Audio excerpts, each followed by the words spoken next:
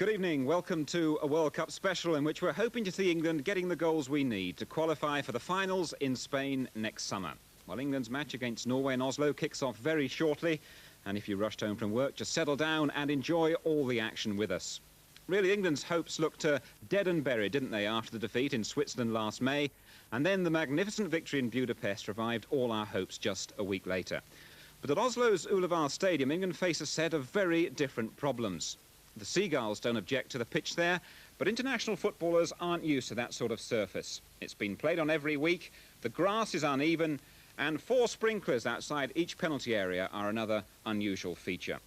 Well, let's just remind you of how things stand in Group 4. 2 to qualify out of England, Romania and Hungary. And Hungary will have 3 games in hand after tonight's match, so you can really see how important an England victory is. And it's also a vital night for Wales, whose Group 3 match against Czechoslovakia. That doesn't kick off until 7 o'clock in Prague. But Wales in with a great chance of reaching Spain. Top of the group there, 9 points out of 10, but very aware that the Soviet Union and the Czechs could still edge them out. And we'll be bringing you all the latest news of that match as well. It really is a very busy night all round, and here in London I'm delighted to welcome John Bond, the Manchester City manager, and we'll be hearing from John at half-time and at full-time. But in Oslo, we've got the other half of the Manchester double act, United manager Ron Atkinson. Our match commentator there's Bryan Moore, and they both went down and joined the England captain Kevin Keegan when the players inspected that controversial pitch just a little while ago. Hey. Good evening to you from Oslo. Here with me is Kevin Keegan, the England captain. Kevin, what's the attitude of the players right now? Very good. They're... The idea being that we try and pick up the sort of atmosphere we got in the NEP Stadium in Hungary for the last game. The training's been very good, the lads look sharp, and everything's perfect. Let's just hope when we get out here we do the business, obviously. Are you personally very confident? Yes, I think we've got to be.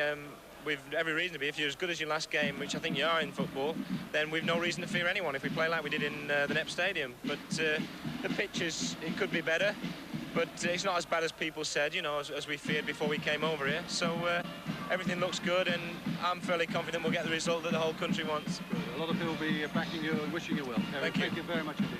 Pleasure. Well, also with me here is a man who'll be sharing the commentary with me tonight, Ron Atkinson, the Manchester United manager.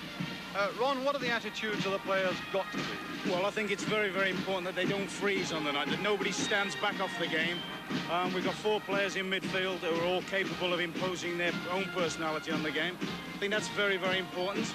I think the form Trevor Francis has shown at the start of the season will be an added boost for us, and I could see his pace causing the Norwegian defence an awful lot of problems. Kevin is confident. Are you also confident? I would think so. I said after the result in Hungary, I thought we would get the necessary points to go through, and I don't see any reason to change that. Let's go back. Well, there we are then, Ron Atkinson and Kevin Keegan, both very confident there. Let's have a word from John Bond, our expert with me here in the studio. John, do you share that confidence that's obviously being shown out in Oslo? I think it's terribly important, Jim, that we do win tonight, and I am very confident that we will. I saw the game out in Hungary, as you know, and I thought we played very well. And if we can play up to that standard tonight, I think we'll get a win. It's terribly important for English football that we do.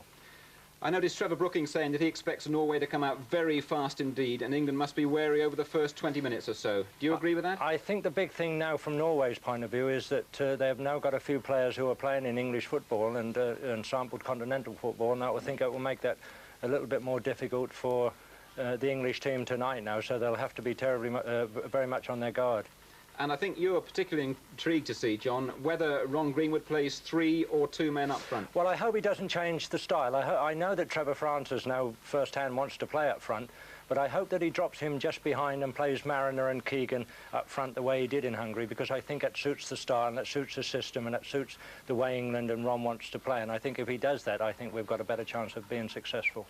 John, you haven't seen it, but what about that pitch over there? What sort of problems, perhaps psychological problems, can that pose for international players playing on what's really a Sunday morning kickabout surface? Well, that's a very difficult thing to overcome, and the attitude of the players will decide how well they do on this particular sort of pitch. But the occasion is so big that really that doesn't really ought to matter. They really ought to push that out of their minds and just get on with the game. If they do that, I think that they'll overcome Norway and be successful.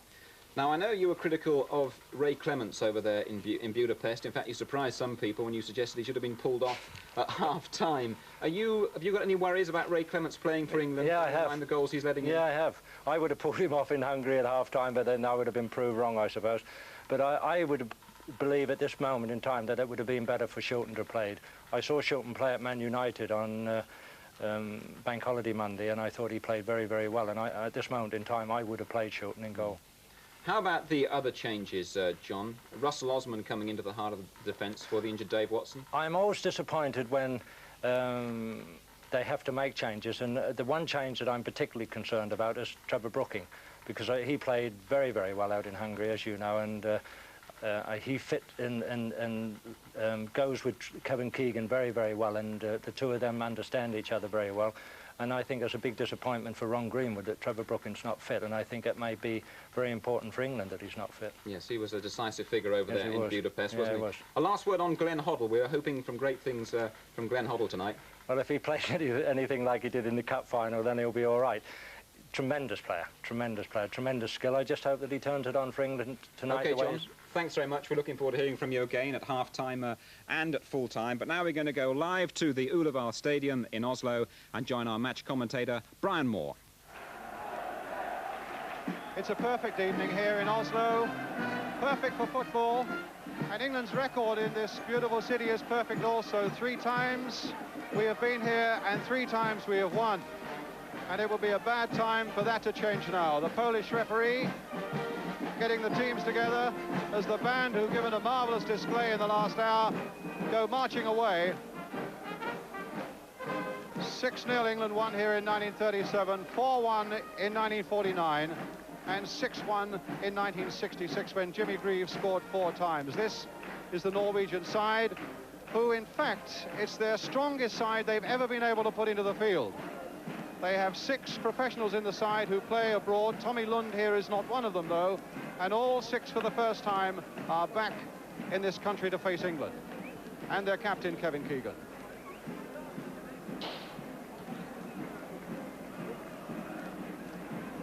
And indeed, the Norwegian captain there, Halvard Thoresen, who missed the game in Wembley and is, without question, Norway's outstanding player. Well, England looked as though they've won something straight away tonight. They decided that they would kick towards the goal on our right. Kevin Keegan having won the toss. Enormous pressure on them. A win here, and it would be a giant step for England towards the finals in Spain. Norway, as I say, field their strongest side. For the first time, they're 6 professionals who all play in Germany and 1 in Greece. Holland and Belgium are all back.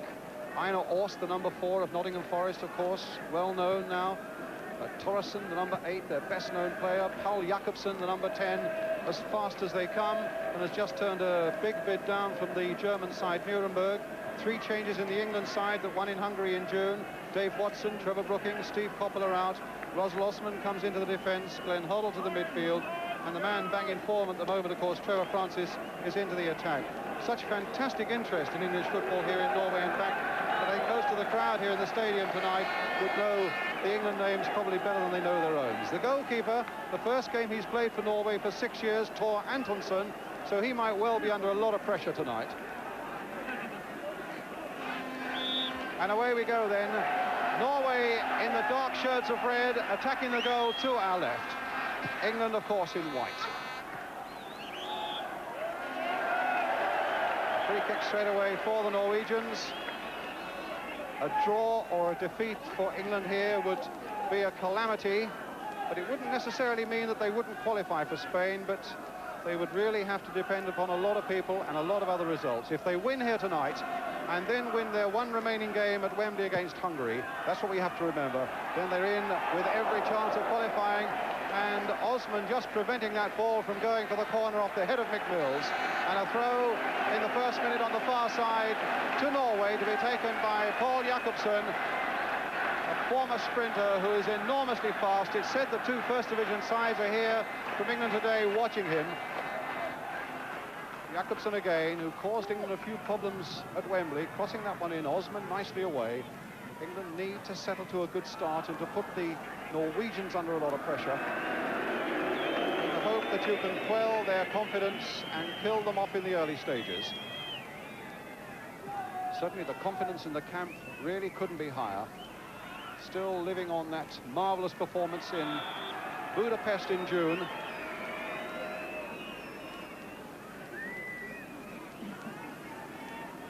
It's a free kick for England.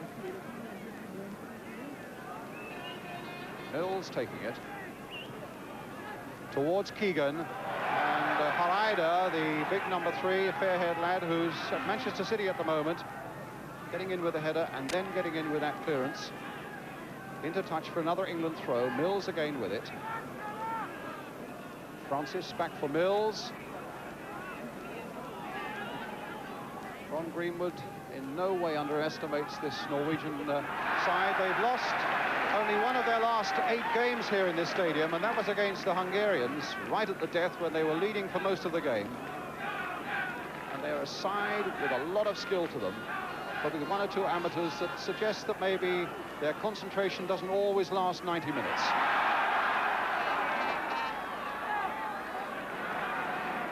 Roger Albertson getting the ball back for a first touch for Thor Antonsen. 31 years old, 6 caps, the last one in 1975 against Russia.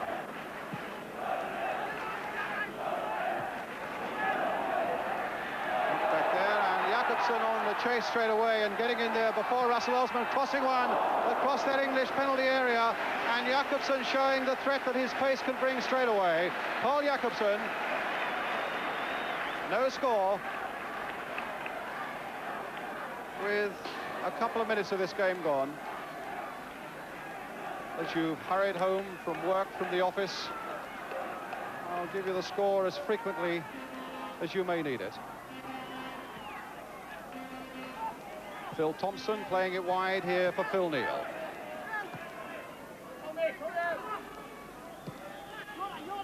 Bryan Robson played for Phil Neal. He's got McDermott outside him. There's the ball for Terry McDermott. And the cross coming in and a missed kick.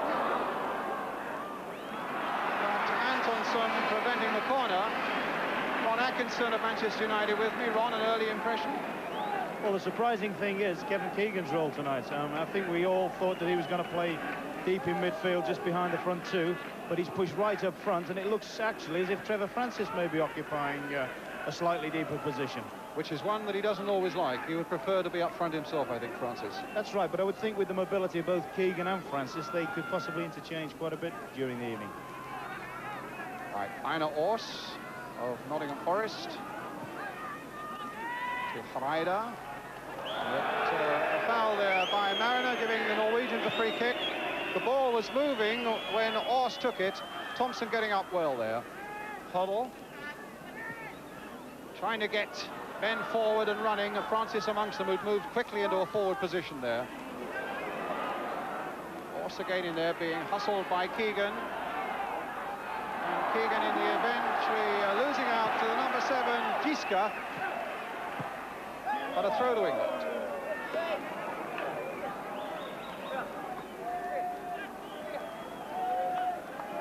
Hungarians drew here with Romania and Switzerland, and they won in Switzerland, remember, where of course England had that calamity in June and were beaten. A foul there by Grondalen on Kevin Keegan, who seems to be in pain with that left thigh.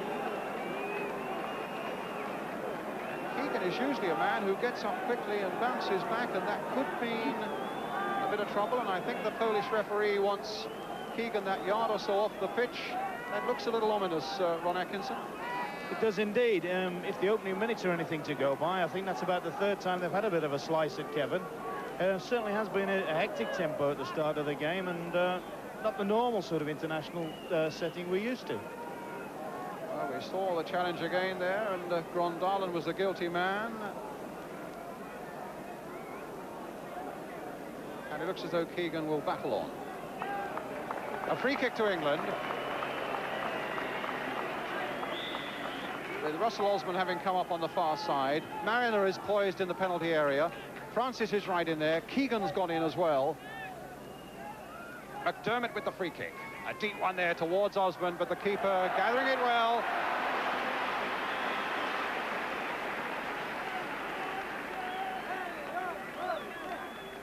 Brondalen, the man who fouled Keegan. Here's Phil Neal, flicked forward again, and Keegan on his way. Mariner in the middle.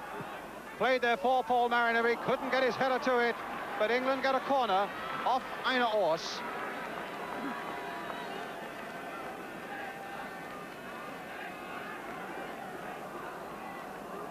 Which McDermott will take. Mariner really flying in there. McDermott with it. A deep one again. Osman trying to get there, but failed. Hoddle trying to dink it back in once more. Keegan into the middle of the action. And England looking for an early breakthrough, but it's Tom Lunt now coming away. Stopped, though, by Bryan Robson. Phil Neal. Here's Mariner, come a bit wide. Neal again. McDermott. Bryan Robson. And that was Haraida giving the ball to McDermott. Here's Keegan. That means that Francis has got to check back. 23,500 fans here. £6 tickets said to be going for £180. Francis nodding it on there. Mariner getting almost in there. But the Norwegians closing up right at the end. It was Brondalen who turned the one away for the corner. But a nice bit of movement up front, Ron Atkinson. Yeah, tremendous start this for England. We've looked busy, we've looked bright, we've looked very, very positive. I think the move to switch Keegan up front, that's fooled us all a little bit. Certainly paying dividends at the moment.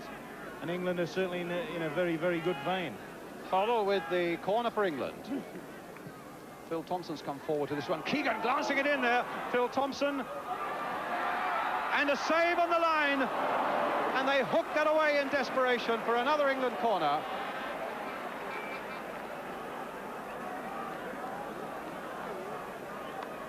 McDermott with this one.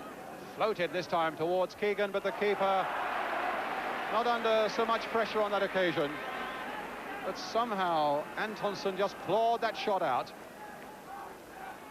And here's Auckland, one of the foreigners playing, in fact, in the West German League, and Thompson getting it back to Ray Clements, the man who got a vote of confidence from Ron Greenwood after that shaky start, not necessarily by him, but in his career at Tottenham. A free kick again to Norway. Einar Ors, or will it be Haraida? It's Haraida. Played wide there for Mickey Mills. And Mills dispossessed by Jakobsen. Now it's Berntsen, the fullback. Gitske. There's Francis. But Gitske again. In the army in Norway at the moment is the number 7. But thought to be going shortly, possibly to Ajax in Holland. Keegan. Inside for McDermott. Keegan again. A little touch here again, this time for Hoddle. Keegan, back for Hoddle again. Nice little dummy, gave himself a yard, and the flag was up here. Not against Keegan, but against McDermott, who didn't quite get back quickly onside. So it's another free kick to Norway. Norway with little left to play for, but their honour in this group. They are bottom of the group table with 4 points. England at the moment with 7 points. Got it on there by Francis. Keegan again playing in lively form up front, and again Einar Ors stopping him well. Mills playing that in again for Keegan, trying to chest it on for an on-running forward, but didn't get the touch that he wanted.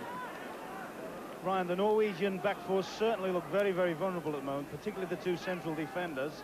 It looks very much as if Haraida looks as if he wants to be a right-sided defender, and he's actually going for the same ball as Arne Haas most of the while. Thompson's header. Keegan, a little touch there. Bryan Robson. Forward for Mariner, who scored against the Norwegians at Wembley when England won 4-0 last year. And Mariner a little perplexed by that Polish decision. The free kick going to Norway, and it's with Tommy Lund. Thompson will be the man who masterminds everything in midfield for the Norwegians. Berntsen.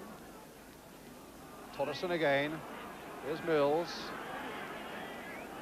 Dangerous thing to say, but England looking comfortable at the moment, but still 0-0 with 11 minutes gone.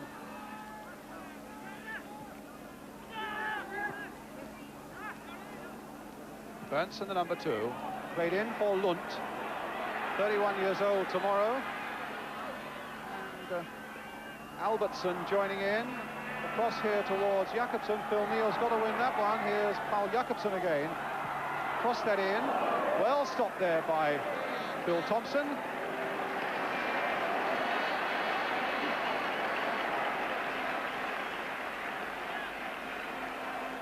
And played wide here for Neal. Down the line again, Keegan being closely marked. Norwegian manager saying before the game, if you stop Keegan, you stop England. And they're paying extra special attention and unfair attention there. Yet again, Keegan is hacked down, that time by Hareide. And another free kick for England. Well, Keegan must be getting a little protection, surely, from the Polish referee, but here he is at the moment.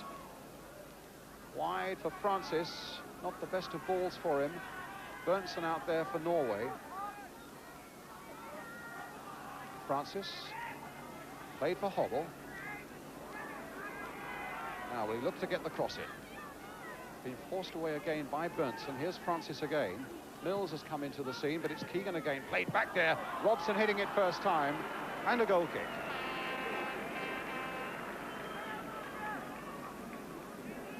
How's the pitch playing, Ron? Pitch is playing very, very well. All the pre-match talk about it being bumpy and so forth. It's as good as any league pitch would be in about the middle of November. It's soft and it's short and it's very, very big, which will suit England. It's fair to say that it was in a dreadful state yesterday, but clearly they put a lot of water on it in those 24 hours. They've rolled it and they've mown it, and indeed it is, well, 500% better than it was when England came here to train yesterday. Francis now for Hummel. Robson. Mills. Here's Keegan again coming away from his marker. Hareide bringing him down once more though, and Robson's cross cannoning off the Norwegian, and here come Norway again through their skipper Thompson. Oh, and he's given the ball away to Mariner. Now McDermott. Hummel.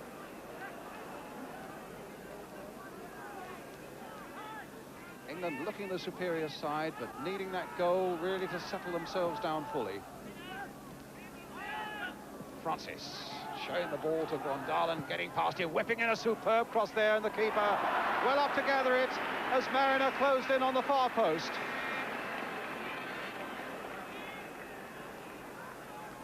This is Albertson.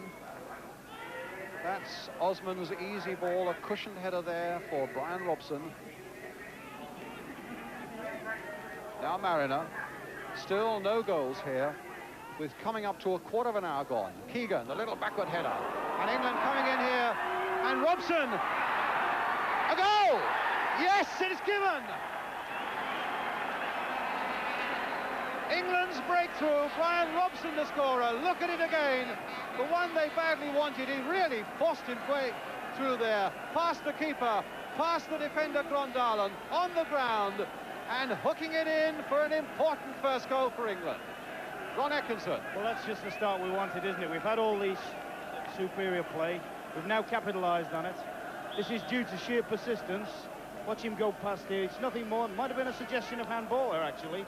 Goes round the keeper, stumbles, persistent, and I think I'm right in saying that's his first goal for England, and he'll never score a more important one. And a throw to England.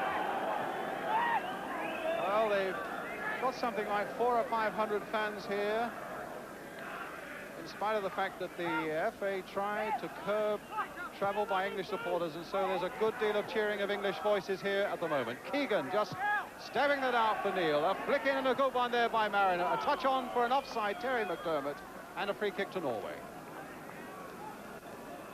Very important now, you know, we don't start indulging in a bit of luxury play. It's important we just keep playing into the front people who seem to have enough pace and skill to destroy this Norwegian back four.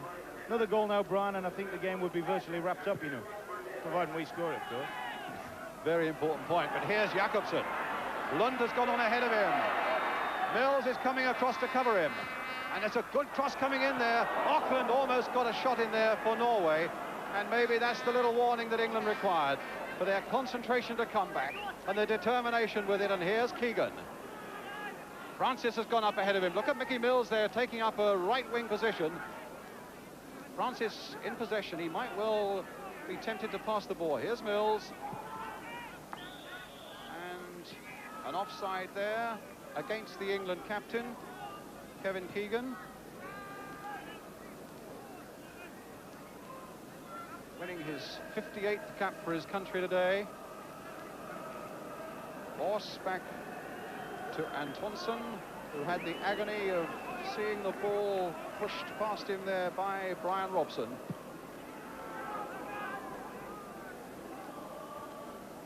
So if you've just turned on, you've just got home from work, with something like 17.5 minutes gone, England have gone into a priceless lead here in Oslo. A 0-0 scored by Bryan Robson.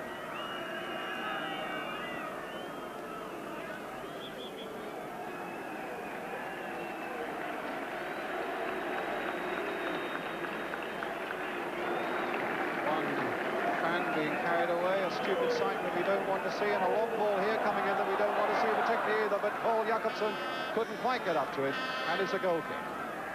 We've heard an awful lot about the boy Jakobsen, haven't we? And in the brief sort of flashes when Norway have attacked, he's looked to be very, very bright. In fact, it's important that Thompson and Osman do keep a little bit of a tight watch on him, because he looks as if he could go about the business if he's allowed to.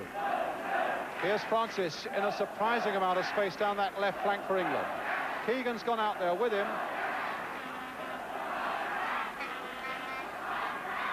Still Trevor Francis. The little chip in there, but I don't think McDermott will get to it. And it's Torresson getting it away there for Berntsen. In for Torresson again. Now here's Lund. And a ball here for Jakobsen, a dangerous ball, but he's offside. But again, they took their eyes off this man for a moment, and he suddenly had 4 or 5 yards. And it was a beautiful ball that Jakobsen got from Tommy Lund.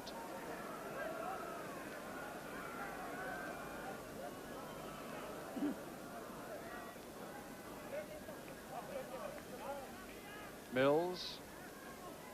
Robson. Mills again. Here's Keegan.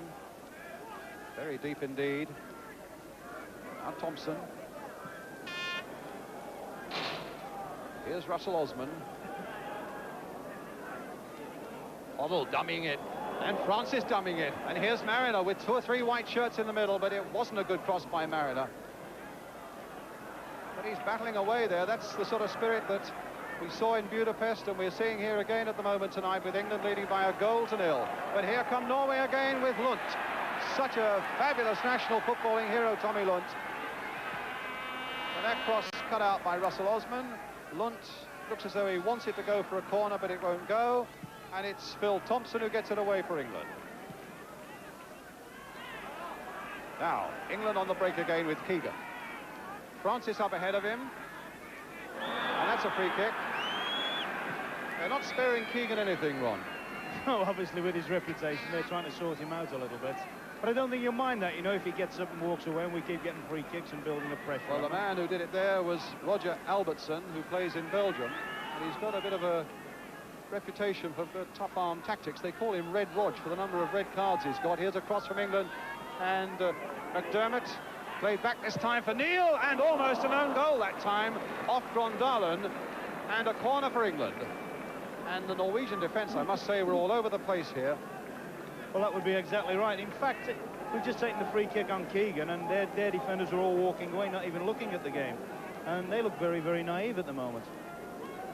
Well, it's McDermott, and England looking for a second goal.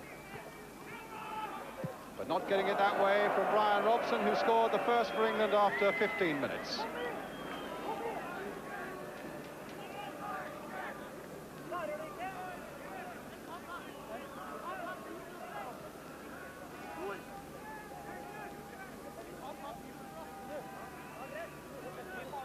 Tommy Lund getting a bit of advice on the touchline there from Thor Fossen, the young Norwegian manager.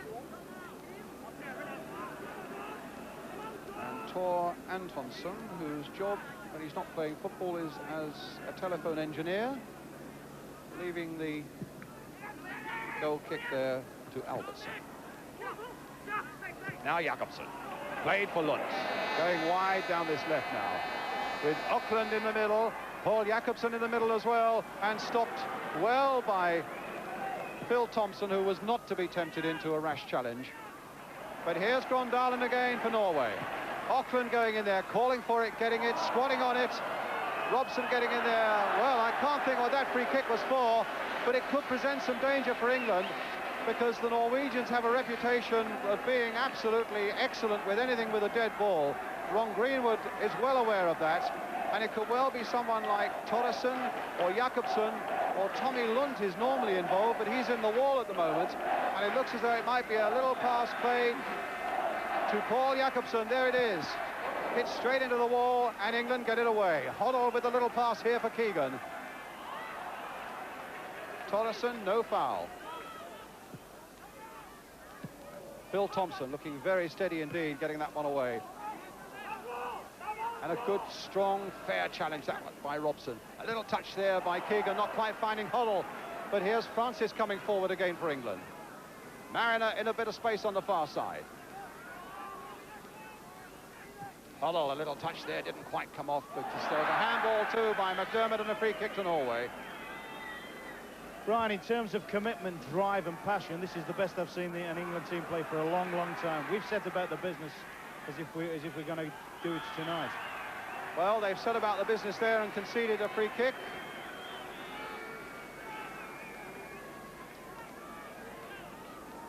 Which Albertson will take.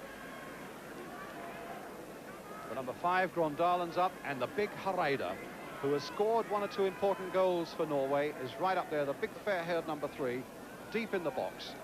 So if Albertson plays this one deep, he's going to be the man to watch out for, but it won't get to him. And England, who'd pulled everybody except Trevor Francis back, got it away as far as Einar Ors. Here's Albertson again.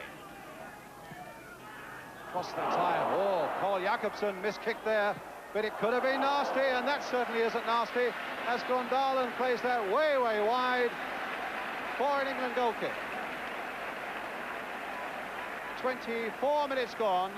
England leading by 1-0 here in Oslo. The scorer, Bryan Robson, after 15 minutes.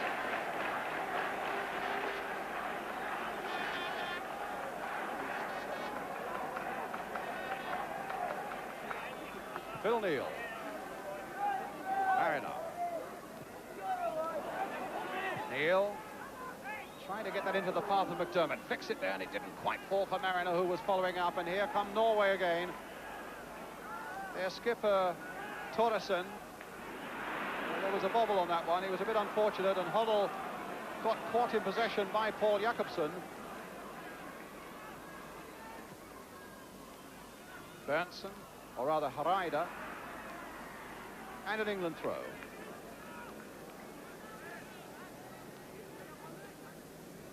In fact, overall, England have played 5 times against the Norwegians and won every time, with a goal tally of 24-2. Here's Mills. And now Keegan. Here's Hoddle. And he played that nicely in for Keegan. On for Mariner. The ball bobbled a little bit there for Mariner. That didn't help him, but he still found Phil Neal. McDermott wanting it through there, but it was cut out well again that time by Grondalen.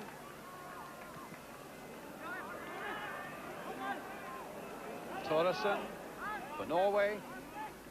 25 minutes gone. 1-0 to England. Grondalen, man who skippered them, in fact, at Wembley when Thoresen was unfit to play. Auckland Here's the skipper, Thompson, tonight.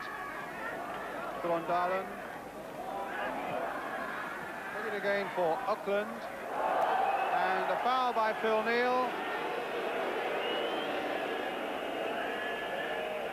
And I tremble a little bit when they concede free kicks around this penalty area, because there's no doubt the Norwegians have a very good reputation of coming up with something a little unexpected. This time it's a combination of Grondalen and Lund. But on the far side, Hareider I see has come up, Auckland's there, Paul Jacobsen's in there, Anderson's in there, and it might come for Russell Osman, and a good save by Ray Clements, and a very important save as well. A flying header as Hareider came in there. What a good save this was by Clements. He caught that so powerfully, and Clements was down so quick. Well, it just shows how we can't afford to relax there, Bryan. We knew this big lad Hareider was going to be good on free kicks, set plays, coming up and loading himself in. And quite honestly, that could have been a disaster for England. And certainly any doubts that anybody had about Ray Clements being a little bit shell-shocked with the 10 goals that he has picked out of the back of the net during the 4 games at Tottenham. Well, Ray had his answer there. Supreme piece of goalkeeping.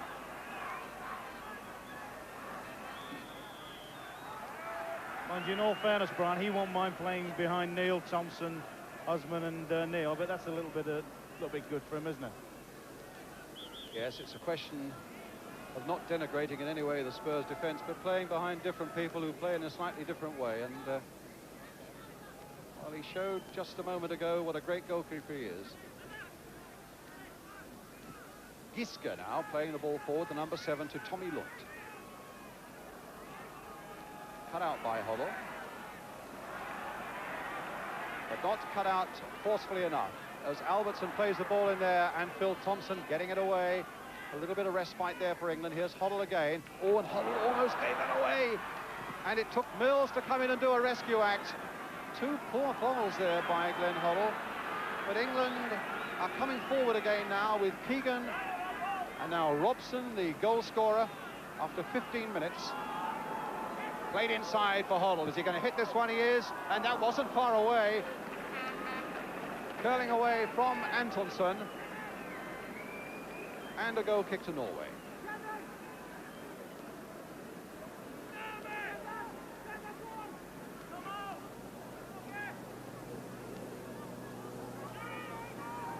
So important now, you know, that we keep the ball up to our front people, because if we start indulging ourselves in midfield and playing little triangles and things like that, we're going to let them into the game. And I believe we've only got to keep hitting Francis, Mariner and Keegan, supporting them, and this could be anything for us. At the moment, it's Thompson finding Lund.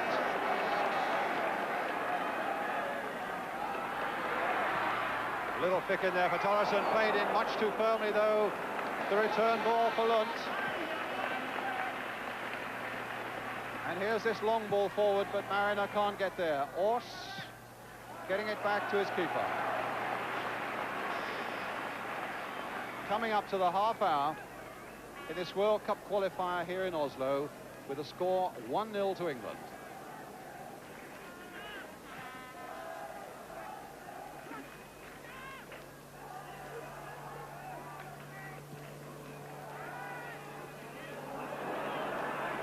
Keegan taking it up after Francis had stumbled.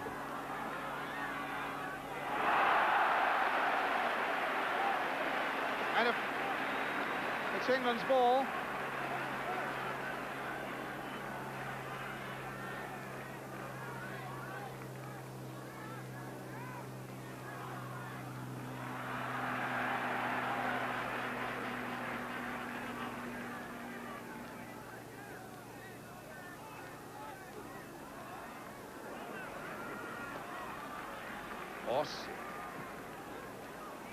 Grondalen, it's a funny ball, but he's headed it back to his goalkeeper.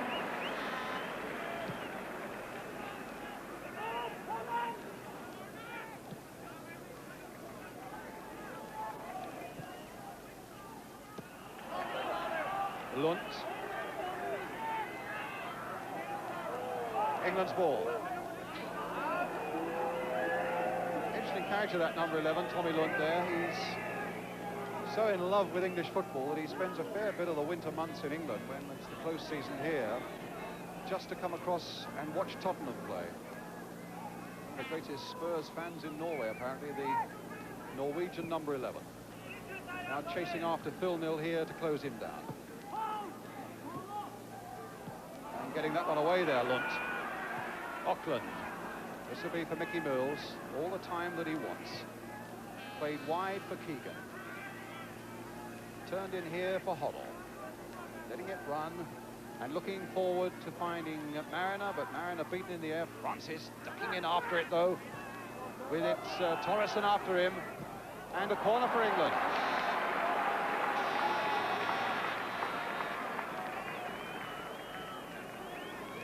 England win here tonight, and of course complete the job against Hungary at Wembley and the one remaining World Cup game to come. How the season throughout England will blossom. Neal playing it in there, but the Norwegian keeper, Antonsson, quite easy, safe gather for him. Bjarne Benson now. Ron Atkinson. Yeah, that's been a bit of a flaw in our play. That corner typified it. We've had good crossing positions, and we haven't really produced good enough balls from those situations. We've loaded them into the keeper's hands, which, considering he hasn't played international... Oh, there's a shot. Considering he hasn't played international football for a time, he would like. Some shot here from Albertson, and again a warning that they do like to bang in their shots. And I think if that had just crept inside the post, I don't think Ray Clements would have smelt it.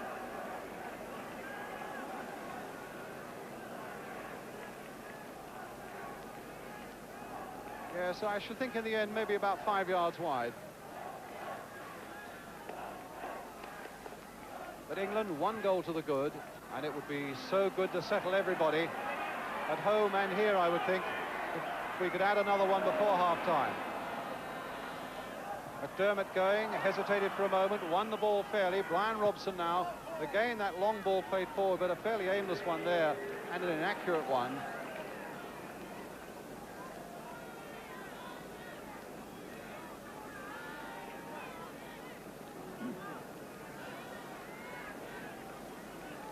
Heine Ors.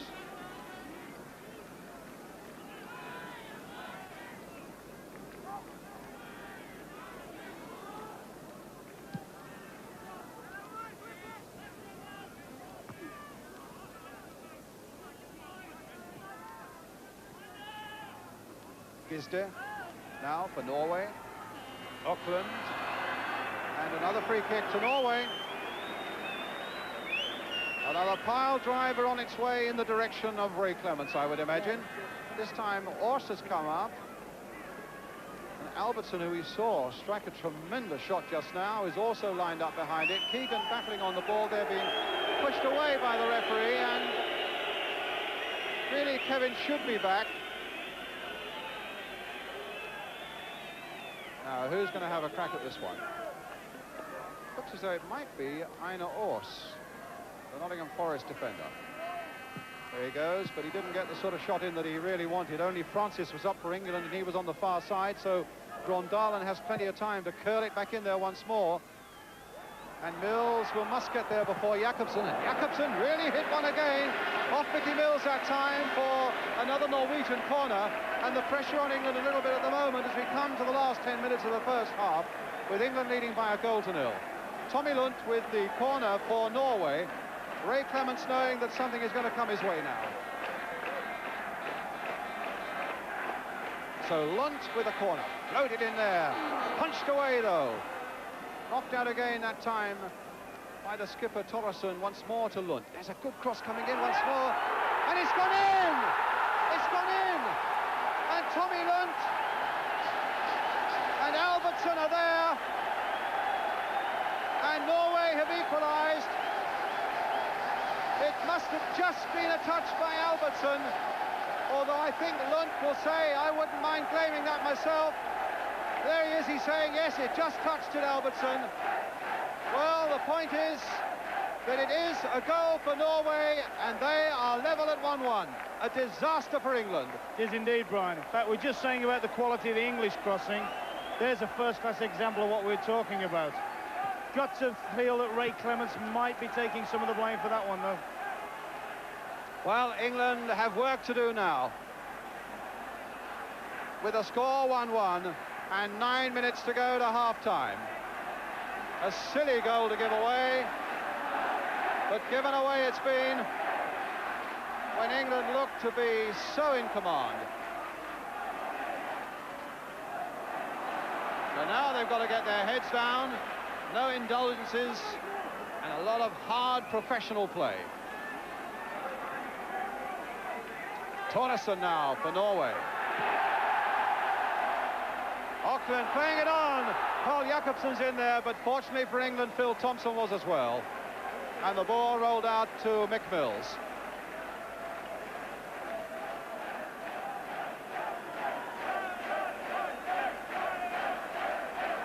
Robson for Francis. Oss has gone with him. England under the cosh at the moment and need to show the character of a national side that means to get to the World Cup finals in Spain. Russell Osman now on the ball. Phil Thompson. Seeking just a moment to sort themselves out. Well, it seems to be part and parcel of England matches abroad at the moment. Keegan.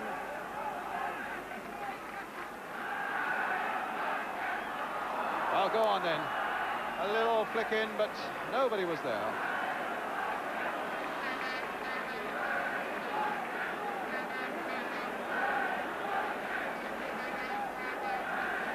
The man who's claiming the goal, Albertson, some scuffles there in the crowd. A long ball played here with the number 7, Giska.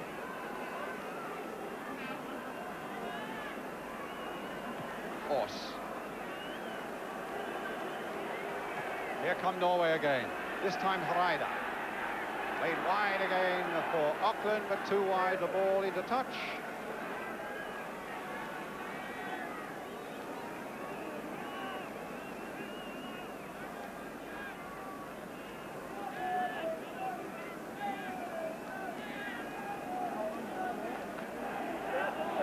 Thompson.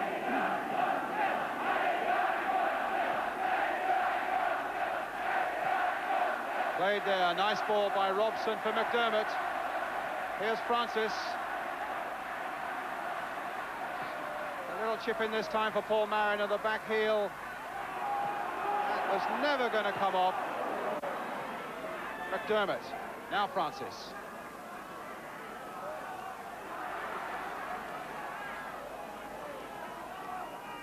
Still in play there. Torresen, the Norwegian captain with it, calmly back. Without any pressure to his goalkeeper, Tor Antonsson. Ron Atkinson. Brian, I must be fair. I mean, I've said that I'm very critical of the Norwegian back four, but every time they come forward, the Norwegians, in sustained attacks, they look as if they've got a lot of bright ideas, so it's very, very important that we try and push them back and try and play on their back four, because their midfield players, once they get playing, certainly know what it's all about.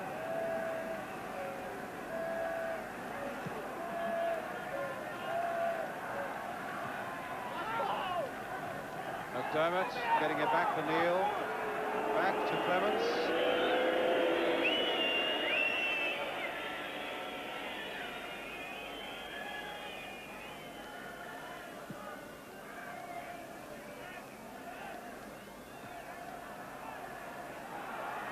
Lunt. Well, the space here for Albertson, who's made some very good run forwards from the midfield. Lunt now playing it for Auckland on the far side. And McDermott not knowing where he is, and a goal! Auckland has put Norway ahead. A terrible mistake there by Terry McDermott.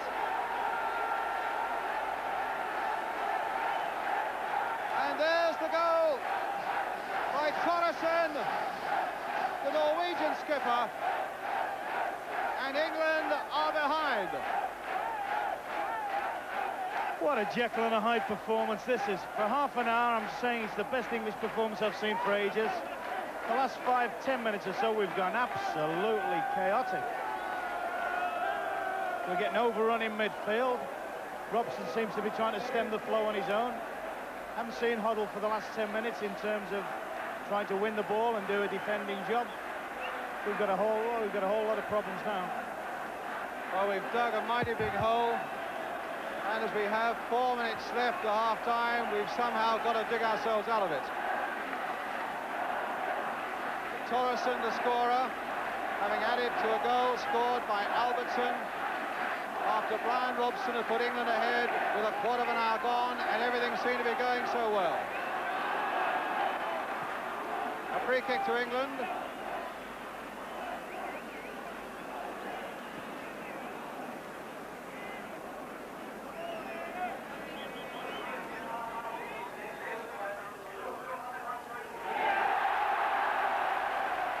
And both really, Ron, moments of appalling defence. Well, you know, you're looking for Terry McDermott to do damage in the other penalty box, aren't you, normally? And I can't recall him ever doing anything like that in his life. So a free kick to England, suddenly 2 goals to 1 down. Francis trying to get in there. Coppell, he can't get there. Phil Neal trying to play it wide again for Mills. Francis again having a shot charged down. Keegan didn't seem to expect that rebound. And now England trying to put pressure on the Norwegians again as we come towards the last couple of minutes of the first half. Robson. Osman. Played in towards Mariner. Couldn't get the header in. Thompson was there for Norway. And the Norwegian crowd are absolutely cock-a-hoop now, as you'd expect. Having looked to be pushed out of this by that early England goal and that early England superiority, suddenly, unexpectedly, they're 2-1 ahead.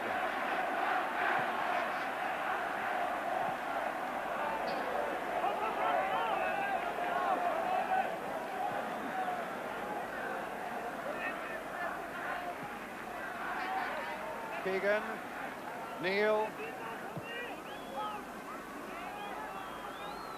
Francis,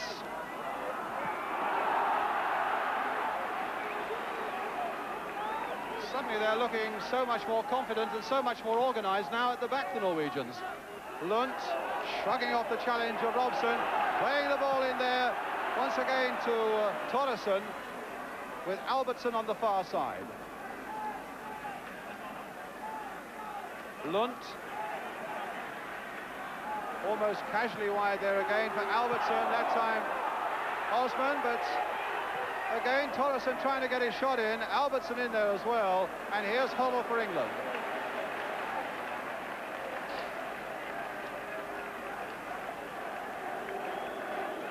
And there's no doubt that the hole that England have dug is entirely of their own making.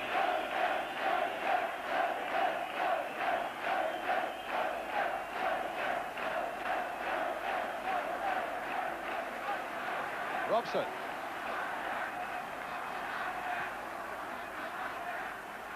Brian, we really have got to come to grips with their midfield. Thompson and Lunt are just running beyond us now, and it seems like Terry McDermott and Glenn Hoddle have just faded from the scene with regard to defensive quality. McDermott in with the cross there, and that time it was Harida getting it away to Lunt. That time by the skipper Thompson towards Jakobsen, but it's England's throw. We're in the last minute of the first half, and the referee should be adding a little bit for stoppages. There was certainly an injury to Keegan, but England 2-1 down. He's looking at his watch. He's blown the whistle for half-time, and that's a disastrous first 45 minutes for England, having gone ahead with a goal by Bryan Robson, having then found an equaliser Norway through Albertson on the left there. There are the 2 scorers, in fact, for Norway. And then Thompson getting that goal after the mistake by Terry McDermott, putting England into all sorts of trouble. Well, we'll hear what John Bond in the studio has to say about that. We'll have the whole of the second half after this break. Well, I know many of you will have joined us during the first half, and if you've just come in, the half-time score, Norway 2, England 1. Here's your chance to see the highlights of the opening 45 minutes. With the corner for England. Phil Thompson's come forward to this one. Keegan glancing it in there. Phil Thompson. And a save on the line. And they hook that away in desperation for another England corner. Now Mariner. Still no goals here, with coming up to a quarter of an hour gone. Keegan, the little backward header. And England coming in here. And Robson. A goal! Yes, it is given!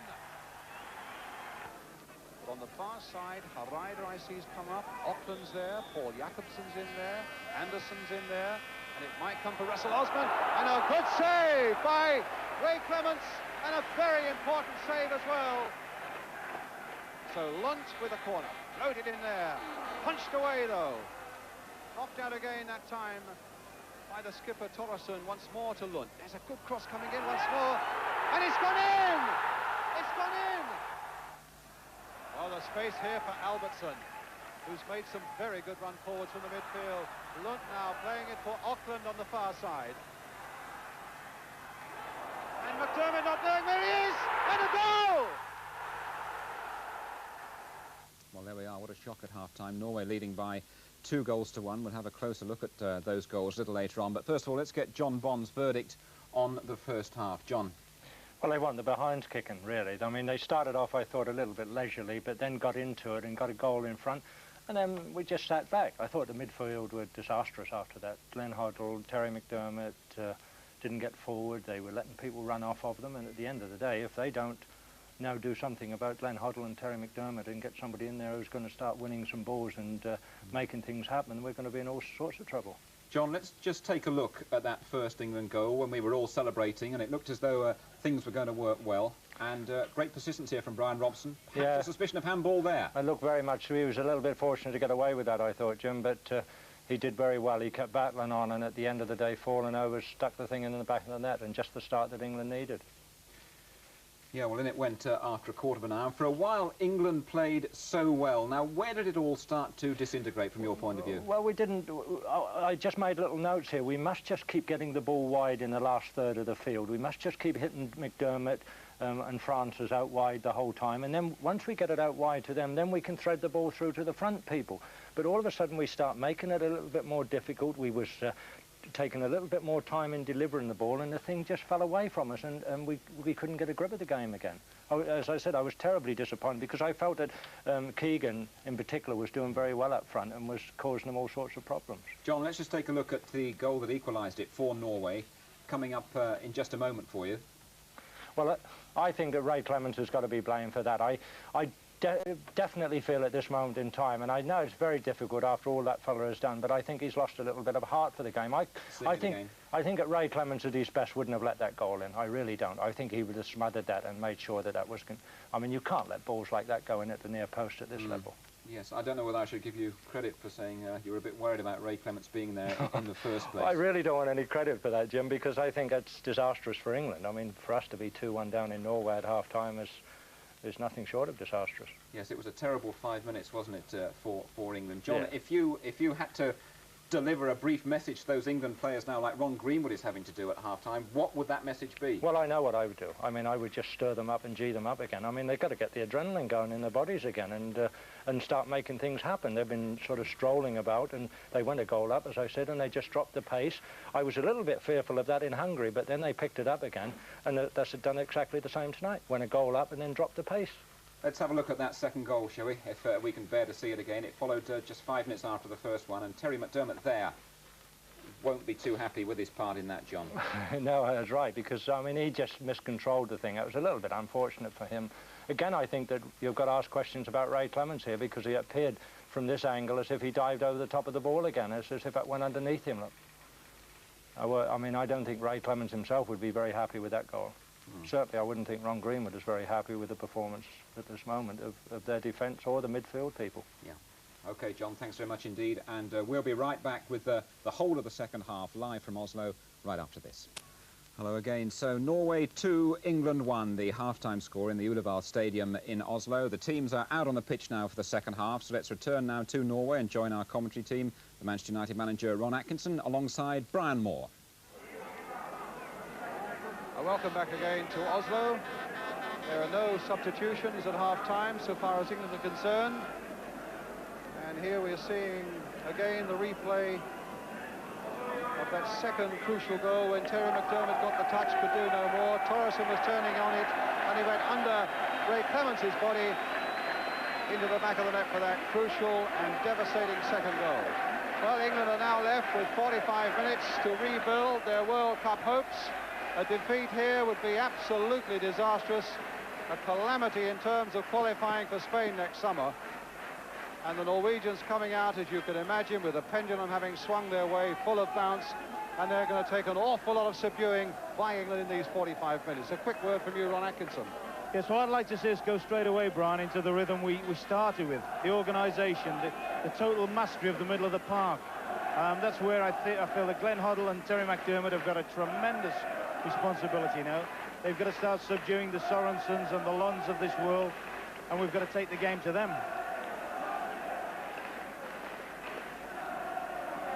Well, the Polish referee, Mr. Kacprzak, looking around to make everything's in order, and England get away for 45 minutes that is absolutely crucial in terms of their qualifying for the World Cup finals. Here's Phil Neal.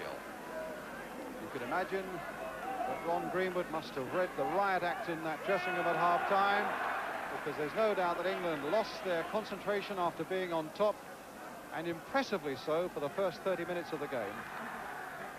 And then conceded those two bad goals to be 2-1 down.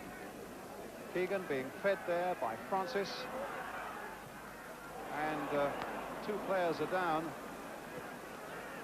At the moment there, one of them is Jerzy, the midfielder. Can't see for the moment there. It looks as though who the England player is there.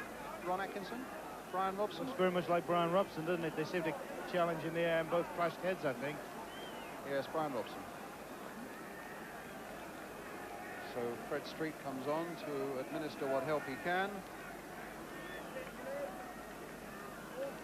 And so you were saying that we need to subdue things a good deal in midfield? Yes, I mean, we completely bossed the game, as we've said so many times, for the first half an hour, and then all of a sudden, they didn't appear to change tactically, but Thompson and Lund, who are both good players, both experienced players, started running past our midfield, and we didn't, we lost all our marking and all our discipline. And from a team that was playing very, very well, we looked to be, quite honestly, we looked, in terms of organisation, shambles for the last quarter of an hour. Jerzy, the number 7 for Norway, is okay. And similarly, Bryan Robson is on his feet. And although the Norwegians were saying before the game that they felt they could give a very good account of themselves, I think a lot of people just wondered whether, with so many amateurs in their side, whether their concentration would hold up under pressure for 90 minutes. It didn't when they played Hungary here, when they were leading for the bulk of the game and gave away a couple of silly goals that lost them the match in the very closing stages. Well, English fans must hope that the same thing happens here. That was an aimless ball there by Bryan Robson. Never looked likely to reach Kevin Keegan, and so it's a throw which Bjarne Bentsen will take for Norway. Albertson, scorer of the first goal, at least the man who claimed the first goal, although there's a school of thought that it may have gone in straight from Tommy Lund. But Albertson, the man who claimed it. Here he is with the throw for Norway. Jakobsen. Oh, Mills in there for England. It's a little touch there from Osman. He was a shade lucky. Played here for Phil Thompson. And here's Mills on the far side, aided and abetted by Trevor Francis. Played in there early for Paul Mariner. Francis again, looking to get to that byline and maybe whip across in, but he's got a corner for England. Sign once more for Phil Thompson to come forward, but the corner's already taken, floated high there, but again the crossing that let England down in the first half, allowing Antonsson to dominate that 6-yard area, giving oncoming forwards no chance at all, was in evidence again there. It must really be crossing Ron Greenwood's mind, I would feel now, Bryan, of whether the value of throwing on a wide play. He's got Barnsley in the squad there, and they look a bit vulnerable. They look a bit vulnerable in their full-back positions. Whether it should be worth a calculated gamble and giving us a bit of width and somebody that can race at them on a flank. A foul by Tommy Lund, giving England an unpopular free kick with the Norwegian crowd, and it looked, I must say, as though the number 11 did play the ball. But the free kick nonetheless given, and Glenn Hoddle will take it. Mills has gone sprinting down the left here. That's a beautifully weighted ball by Hoddle, and a good cross coming in for Mills, for Mariner rather. McDermott playing it wide again for Mills. Here's Hoddle turning, right foot crossing this time towards Mariner once more. Once again, Francis on the far side, looking to get to that byline, succeeds in doing so. Pulls one back for Keegan, headed off the line, and Keegan, no, the flag was up. And England came close there. It seemed to getting the equaliser, but the flag was up. Headed off the line by the Norwegian captain. And it's a free kick to Norway. I think that was out of play, Bryan. I think Trevor Francis may just have overrun the ball. No, he didn't. It was in play. So it's hard to see what that was given for. But a free kick it is. 5 minutes of the second half gone, and Norway leading by 2-1. Flick there, and it's Jakobsen in, and Clemens has saved. Well, that was another heart-stopping moment for England, and another goal there, and I think we would have been dead.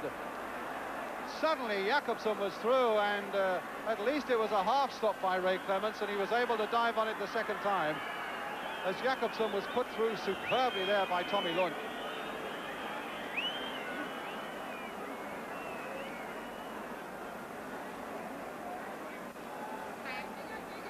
Well, they're still buzzing around the stadium with that one, as England try to work it forward again. It's Mariner feeding Keegan there. Keegan now trying to repair some damage, and Mariner sweeps it just wide of the far post. Well, we've just seen two magical pieces of forward play, haven't we?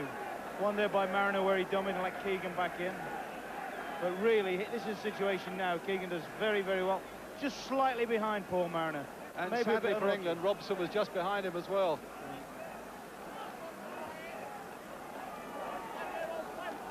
Here are Norway with Einar Ors, now playing his football up at Nottingham Forest.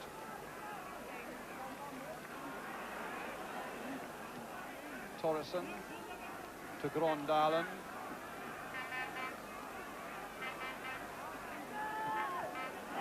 And they were a little slack there, and it lets England through here with Mariner. Played wide again towards Kevin Keegan, battling to get out there before that ball goes out of play, but couldn't quite make it.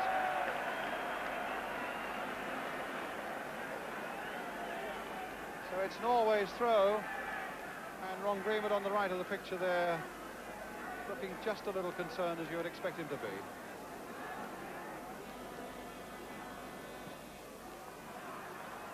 Jiska. Flick towards Auckland.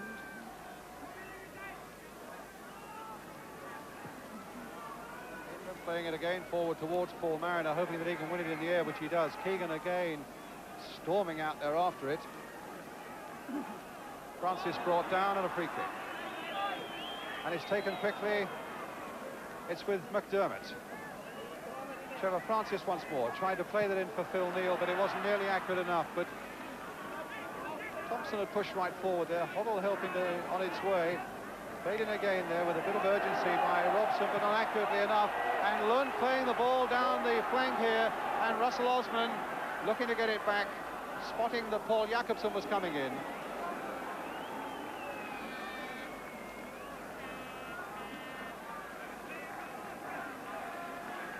Thompson, Osman, Mills, Hoddle.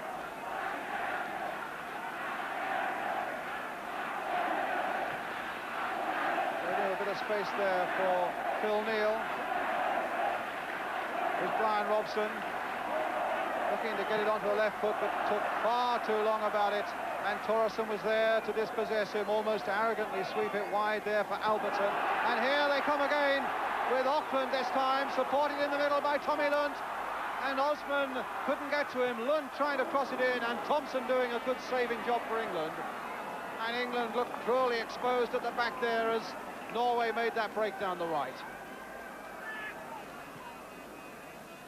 The danger is, I suppose, Ron Atkinson, that by pushing people forward, looking for this equalising goal, and then one after that, that we might in fact have to take the odd risk at the back. Well, that would be right. Plus the fact, of course, they've got front people, Jacobson and so forth, that have got good pace and are bright enough to exploit any space we might leave. So we have got a bit of a dilemma. At the moment, it's Francis. Playing wide out there on the right still. Keegan trying to get it, but the Norwegians had something like 8 players back there, just Jakobsen and Auckland up front. And they are going to be very difficult to break down. Here's Lund. Well, I think he made a meal of that. But the referee, nonetheless, is going to have a word with Phil Neal. Let's have a look. Well, there was a shove in the back more than anything else. And Tommy Lund still down, requiring a bit of treatment. Yeah, that's the sort of frustration that sets in when things are going astray, and they certainly are going astray at the moment. Since half-time, it seems as if Francis has been pushed into a slightly wider position on the right. Maybe perhaps a little bit deeper than certainly than I would like to see him, but whether he's playing to instructions or whether he just genuinely can't get into the game. I think it's important that that we follow the sort of example that Keegan has set us. There's one or two people in the past 12 months or so have wondered about his international career, but for me, Bryan Morley's been our best player tonight. He's led us with spirit, he's led us with verve, and at least he looks as if he wants to keep us in the World Cup. Well, I think Kevin knows, Ray Clements will know, Mick Mills will know, Phil Neal will know, they're around the 30 mark, that if they don't get to the World Cup finals this time, they never will. And that, no doubt, has been a motivating factor for them, as they have to defend now as Lund is back on his feet, and Norway get a free kick. Hard towards Ray Clements, and no problem at all for him. Played wide for Mickey Mills. Here's Hoddle. In for Keegan, but it was cut out, and it really gave Keegan no chance. Paul Jakobsen was back there, supported there by Albertson. In goes Bryan Robson, and in the end it's Hareide getting it back to his goalkeeper, Tor Antonsson.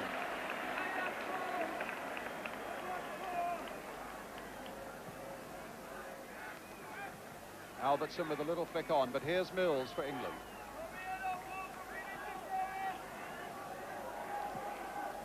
Keegan. Norway's throw. Nothing at the moment remotely going right for England.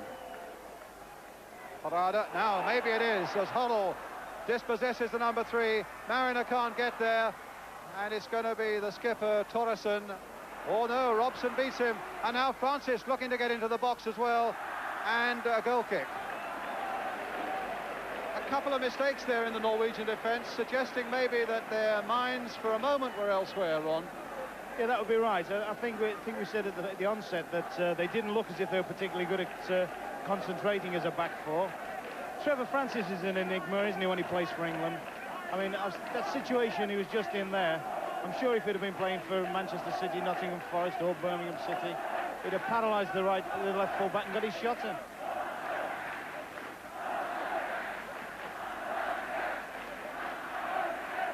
Well, time is going fast now, 13 minutes gone.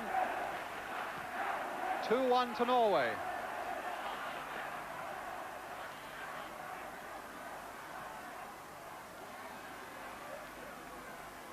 Francis again, showing a lot of pace down there, and again it's a goal kick when I think Francis felt that it was a corner, but a goal kick it is.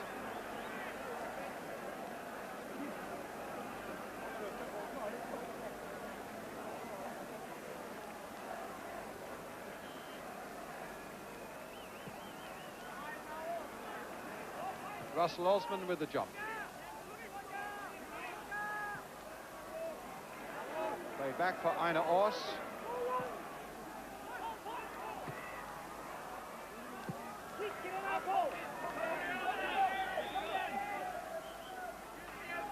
The Norwegian down there. I can't see which one it is. From that angle, you wouldn't expect me to know.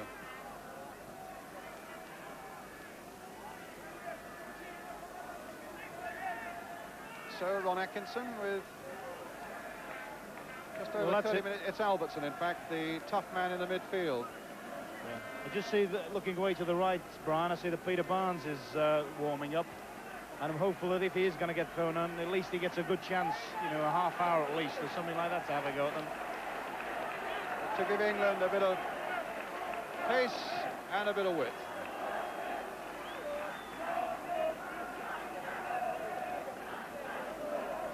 At the moment, with Norway down to 10 men, it's their throw to be taken by Paul Jakobsen. Albertson is back on the field, they're back at full strength. Huddle, a little touch for Robson, and that was a foul by Albertson. So he was none the worse for his little injury, and England get a free kick. Mills with it. Phil Thompson. Phil Neal on the far side. Francis on the far touchline. Inside again for Phil Thompson. Mills has made a good break on this side. Keegan's right in there, but he needs some support. Bryan Robson's in there. Now Mills. Now, can Mick Mills get his shot in? No, it's not him. It's one with Huddle, and it was deflected away for the corner there by the number 7, Jitska. He really didn't know much about it, and suddenly there was quite a pleasant little build-up there by England in that Norwegian penalty area. And here comes the corner. And the keeper gathering it well.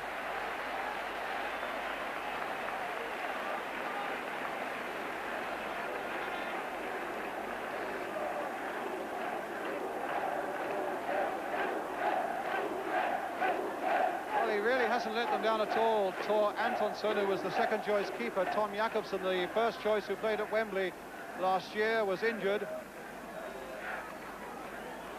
Skrondalen getting up with the rest of the back four.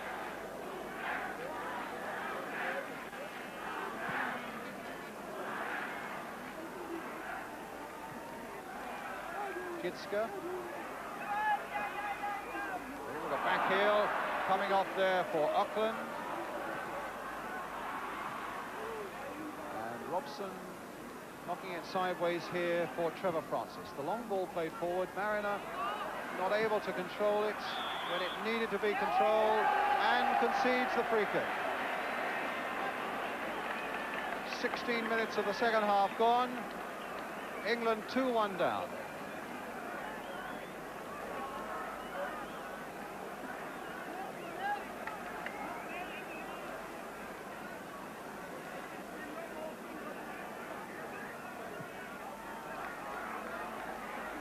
Osman couldn't get to it, and Mills just made the touch, and that could have saved England from further disaster, because this fella here, Paul Jakobsen, was in behind again, and from the moment Russell Osman couldn't quite get his head to that long cross, we were in trouble. And I think it'll be Glenn Huddle who comes off when Peter Barnes comes on. They're getting the number 10 card ready as Tom Lund takes this corner for Norway. Floated in there, Clements lost it, and apparently was fouled by the Norwegian forward, and the game is on its way again.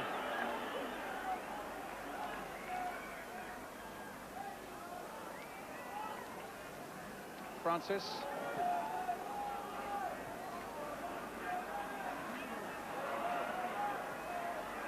Auckland, there's a nice ball played in there for Tommy Lund, and a good advantage there played for the Norwegians.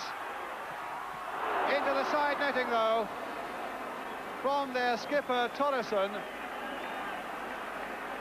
When if he'd been a little less selfish, a ball pulled back could have had England in more trouble.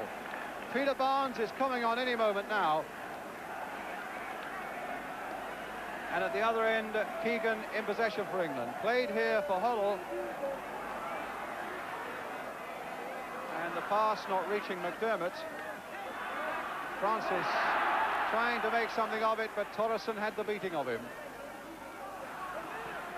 The long ball played into touch, and the chance now for England to replace Glenn Hurley with the speed down the wing of Peter Barnes.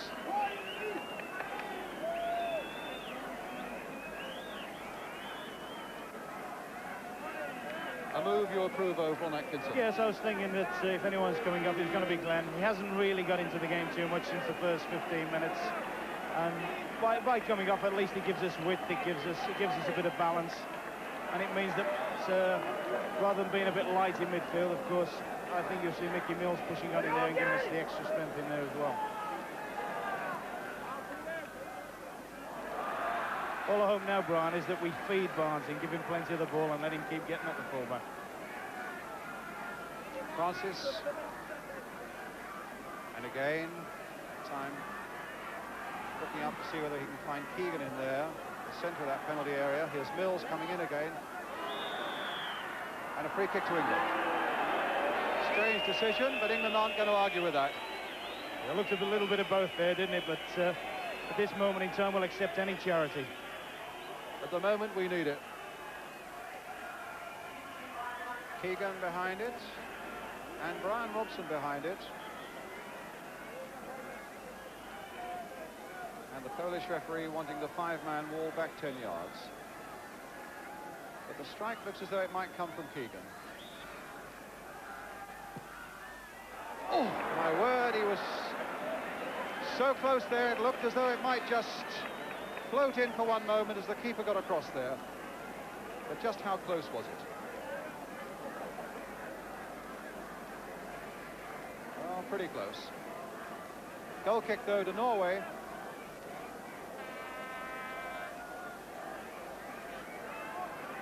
"20 minutes of the second half gone.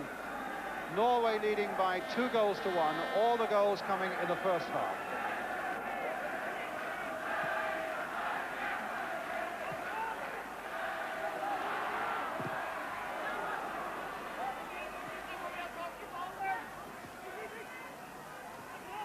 Robson. Barnes, his first real touch now. And that time Albertson was able to stop him and then goes down with cramp, I imagine. The referee is allowing it to go on, so effectively they've got 10 men. Now Barnes has got in there. There's his cross coming in towards Paul Mariner. Couldn't quite get up as he wanted, but the signs were there. If we can just get Barnes down that left flank. Albertson, who might well have to come off now. Bryan, I think that's the first cross we've had all game, haven't we, that hasn't gone down the keeper's throat. And that's what Barnsley can do for us if he's in the mood. Now, it's essential that they keep plugging the ball down his throat, making him have it, making him get at this fullback and making him produce balls of that quality. A little less than 25 minutes to go.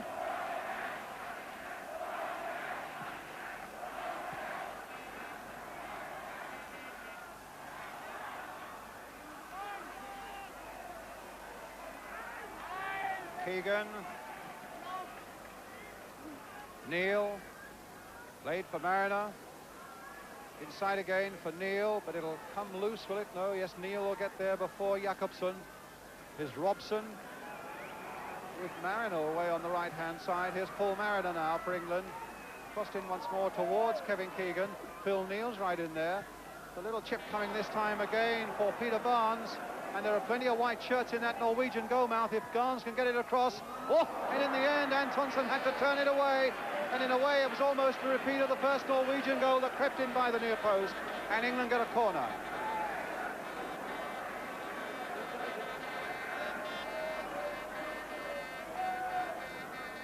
Mills to Barnes.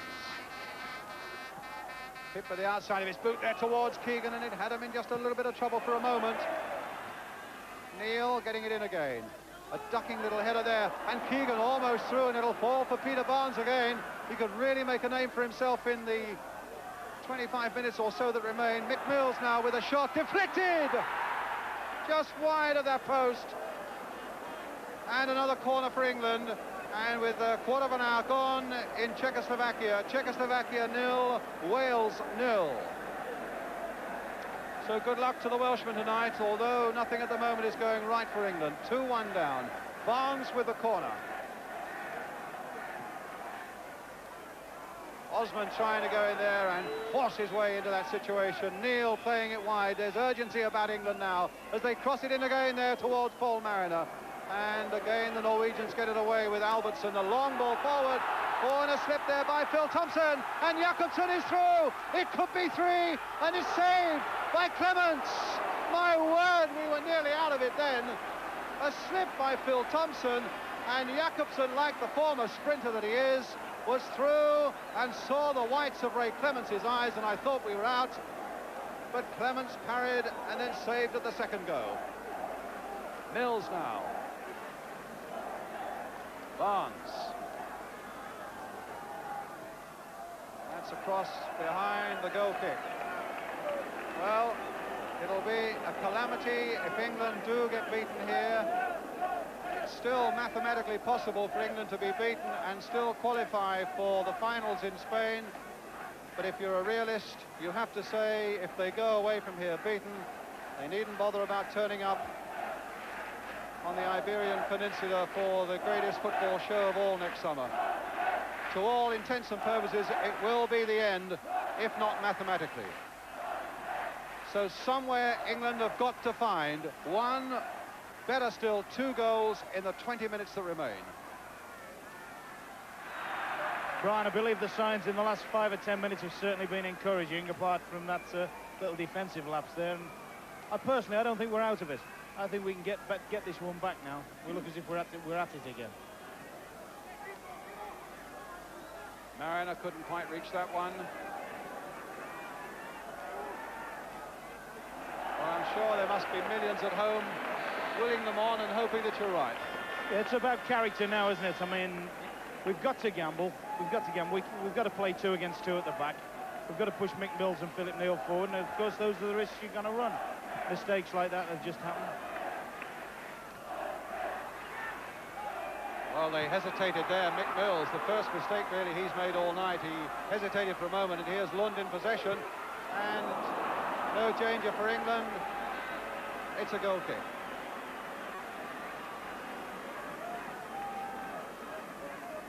"31 years old tomorrow, Tom Lund. And at the moment it's going to be a birthday he remembers. No doubt he'll argue with Roger Albertson that it was he who scored the first goal, although it's Albertson who says, I got the touch. There's a good ball, getting Keegan in behind them, who's got Francis right in there as well. And Keegan hoped to get a free kick inside that penalty area, but the Polish referee didn't want to know. I certainly think Keegan might have had something out of that, even at the worst, an indirect free kick, you know. It looked very much as if the guy blocked him off. Albertson.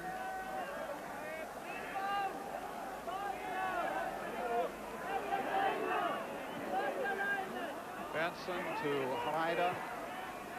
In again there for the speed of Jakobsen, but Clements always has been quick off his line and knows that he's got to be ever vigilant now as we take a few chances and take a risk against the pace of Paul Jakobsen. Keegan trying to dummy his way. In fact, it's a throw for England. Kevin Keegan with it. My word, how he's fought tonight. Phil Neal rifling one in there. The keeper well behind it. And as well for him, he gathered it up because Mariner was on him. A good, well-struck shot there from Phil Neal.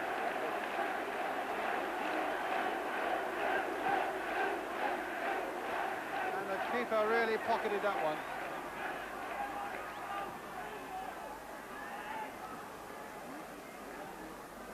"17 minutes only remain now. Keegan knocking it on there. There's McDermott. Here's Osman.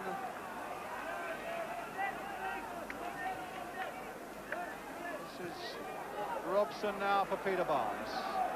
Albertson watching him, Bernson in behind him, and that was a ball that Robson really had to struggle for. Mills playing it in for Neal, a back heel there by McDermott, almost got through there for Mariner, but the little touch now is going Norway's way with Arne Larsson Auckland finding Roger Albertson.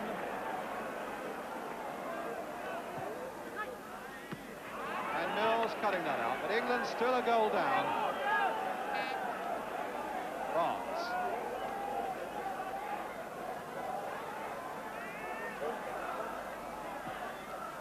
No, that'll be easily cut out. That wasn't really the work we wanted Peter Barnes to do. But Thompson was equal to the challenge of Jakobsen, and he'll need to be again, as Jakobsen takes it up once more with Auckland in the middle. Well, he's gone past Thompson, but the shot in the end was a weak one. And Norway are bringing on a substitute themselves now, Arne Dokken, another of their professionals, who plays for Panathinaikos in Greece, and they're going to bring off Auckland, the number 9.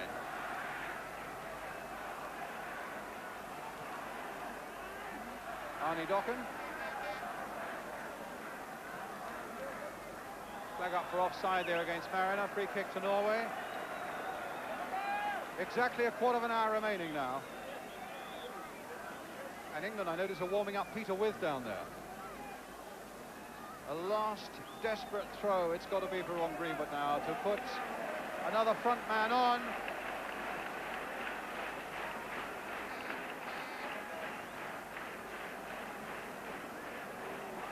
Well, it looks as though they may have changed their mind about who's coming off, and in the end, it's Tommy Lund who's come off, and Auckland who stayed on. The indications were certainly that the number 9 was coming off. The card was there. Lund then came across and had a word with the manager, and it's he who's come off, and Dokken who's on.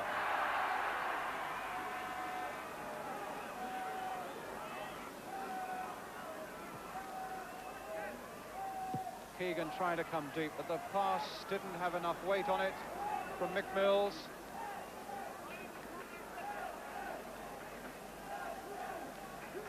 Phil Neal. And in its way, it's a repeat of the Swiss game at the moment, where England really should have been in command, and sloppiness at the back meant that they fell behind, and they never ever quite pulled it back. So Peter With is down below me at the moment, and it's going to be Paul Mariner who will come off. So it's a straight swap, striker for striker. Albertson heading it on. Mills playing it in here for his Ipswich teammate Russell Osman. And now Mills coming forward again for England. And they're playing some pretty aimless balls forward at the moment. They have lost that little bit of momentum that they had a few moments ago. And it's the Norwegians who are taking it up again. And the ball played through for an offside Auckland, and a free kick to England. They've lost their momentum a little bit again. We have indeed, Bryan. Yes, we have indeed. It's about people have dropped heads, and perhaps one or two people think it might be inevitable now that we're not going to win. But you know, there's what, 12 minutes left of the most important game of this season, I would think. And it's important now. I mean, whether Big Withy can give us a lift, he'll battle. Whether he's got time enough to do so, whether he can get on the end of a cross from Barnes or something like that and give us a little bit of hope. Keegan away there, hustling, but yes, he's got this one, and he's got a low cross in there. Robson to drive it, and unfortunately for him, it came off a Norwegian player to a Norwegian defender who was able to get it away. Barnes again. Kicked from behind by Albertson, a free kick to England. Barnes wanting to take it quickly, and it's Neal now. McDermott played there, inviting Thompson to come into it. Robson almost got the header in there, but the keeper just got to it before him. Neal again. Swept wide there by Russell Osman, but it wasn't a good ball. It's gone straight to Roger Albertson.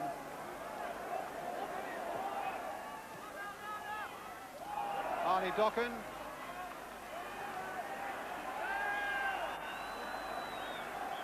Free kick to Norway. Bryan, there'll be an awful lot of criticism levelled at England if we don't pull it off in this game, but I think one thing should be said on the players' behalf. I don't think at any given time, you know, have they ever given anything less than total commitment. Whether it's been a little bit misguided at times, they've certainly battled to try and get a result. Albertson, challenged unfairly by Peter Barnes. And the bad news from Czechoslovakia is that Wales have fallen behind 1-0, an own goal. As yet, we don't know who the Welshman is who scored the own goal, but Czechoslovakia leading by a goal to 0 there. Here, Norway are 2-1 ahead as we come towards the last 10 minutes of the game, and they have this free kick, with Thompson playing it for Albertson. And a deep cross coming there towards Auckland. And Jakobsen wanting to get a shot in the end. The strike went to Jiska. A little flick there by Thompson here for Albertson again. And again the cross and a deep one coming in there towards Jakobsen. And Dokken completely missing his kick. Thompson again with a chance to tee something up. Looking for a 1-2. And in the end, England were able to get it away. It was McDermott who did it. And here's Peter Barnes. And England have got to drive themselves forward now.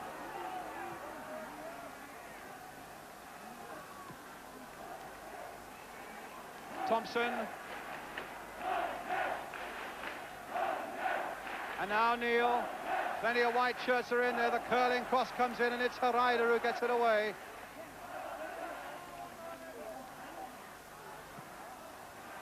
And that's a Norway throw.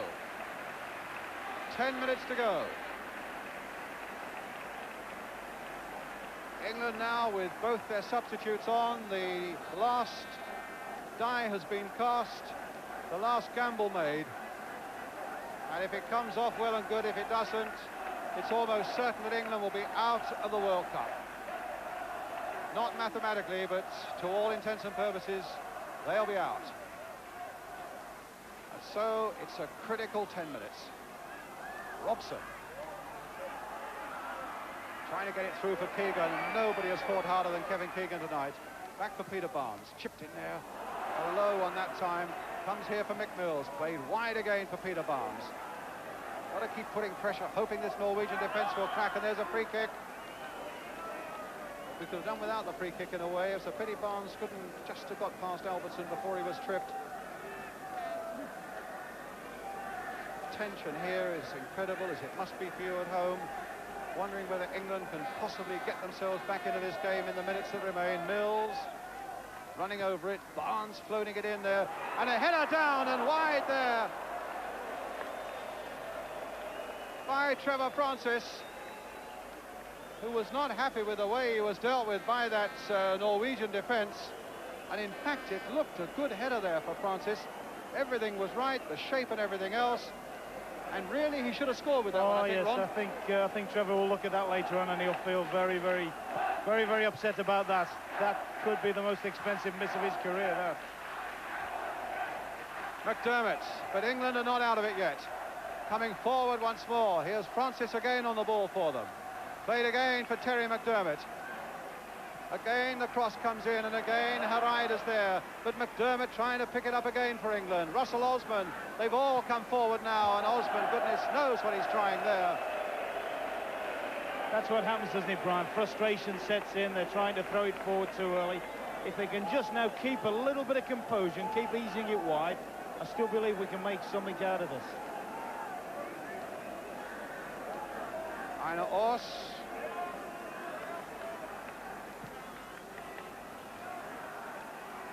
Well, if we lose this one, you can imagine how they'll jump for joy in Romania and in Hungary, because suddenly they will become the favourites to go through, and the Hungarians, who were so down when they were beaten at home by England in June, suddenly their chances really have come to life again. Thompson. Barnes getting in there, but that wasn't the header we wanted, and it's another goal kick. It's a matter of 7 minutes now. And also with the goal kick for Norway.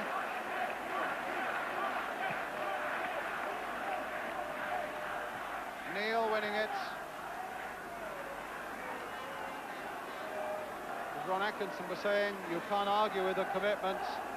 All you can argue about is that they made two such bad errors in defence that frankly in international football shouldn't happen at this level, and quite rightly they were punished.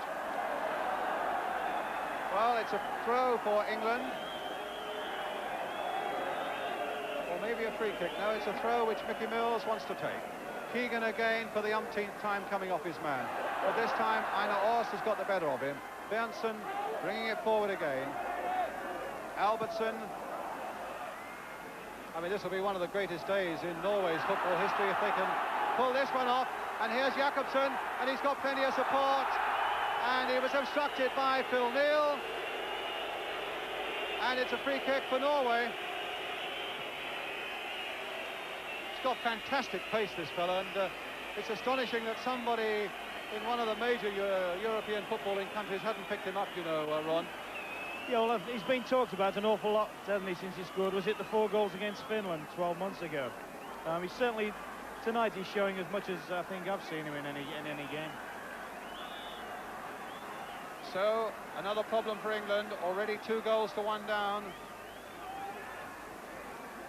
with only 5 minutes remaining, and Clements gathering that ball, taking a buffeting then from Hareide. Free kick for England. Neal taking it wide on the far side. That's the score, that's the time. 5 minutes of this World Cup tie remaining, and Keegan battling on again, followed by Einar Ors.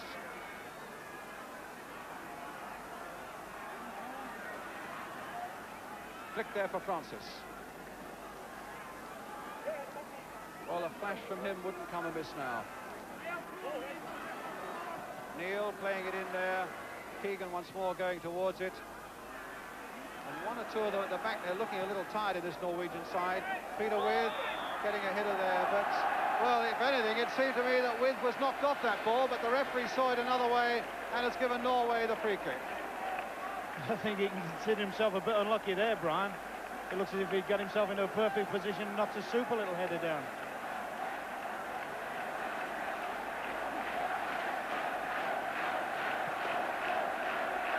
And now making their second substitute.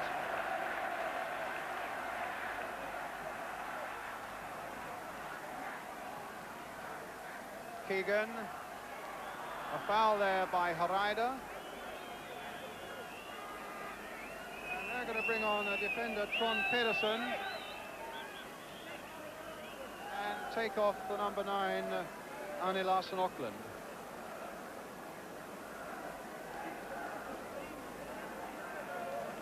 Well, they've thrown another defender on. They've taken a forward off. The intention is absolutely clear. What we have, say the Norwegians, we mean to hold in the 2 minutes or so that remain. But England with the free kick. Played there for Robson. A little chip there for Keegan, lifting himself once more, but not the right direction. And it's Paul Jakobsen who hits it high into the air. Thompson battling for it with Albertson. And away come Norway again with Roger Albertson. Jakobsen up there with him. Barnes coming right back there. And in the end, the ball through to Clements. So little time and so much for England to do. Still 2 goals to 1 down. Phil Thompson, Trevor Francis.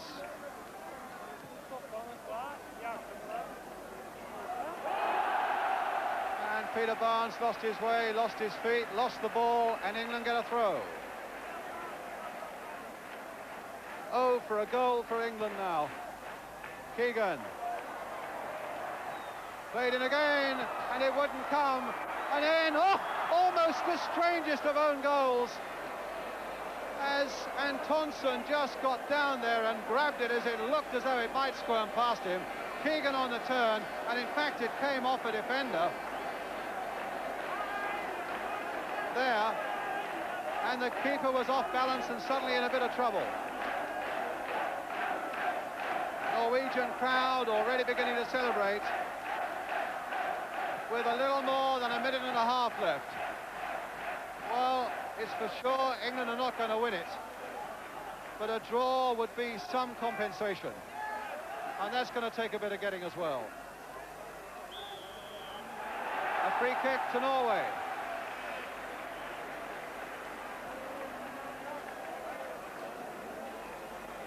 It lifts all up with us, Ron Atkinson. Well, you don't like to say that, do you? You know, there's still a minute left, as you say, and we hope that we can perhaps salvage something, but to be perfectly honest, I don't quite see how we're going to do it now. Well, we're going to have to look for one or two miracles in the group games that remain.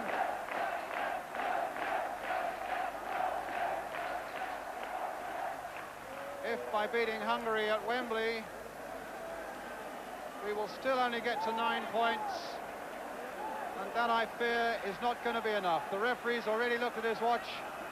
England 2-1 down after looking so good for the first 30 minutes of this game, which they absolutely controlled and took the lead. And then those two awful mistakes in defence before half-time, and in no way have they been able to pull it back in this second half. Osman playing the long ball forward again. The whole Norwegian crowd are whistling a hint to the referee. Osman playing it in again. Once more, England tries so hard. Keegan in there, and Francis in there. Keegan getting it to Peter Barnes, trying to play it in there once more. But the Norwegians just happy to get that away. Peter with the header. Phil Neal will have to knock this in quickly. Terry McDermott played wide again for Bryan Robson. The whistles are almost deafening here now. Hit another high one in there towards Keegan. Gets up well. With tries to get in there. And a shot from Francis is wide of the goal.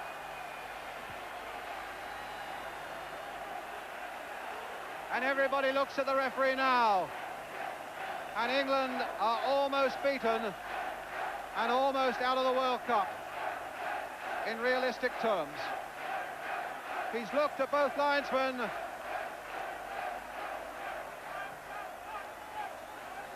Barnes once more. And again the Norwegians get it deep into England's half. And a gloom has settled over English football again, as we look likely to be beaten now by the Norwegians. Keegan, and even then his header didn't go, it went to Jiska.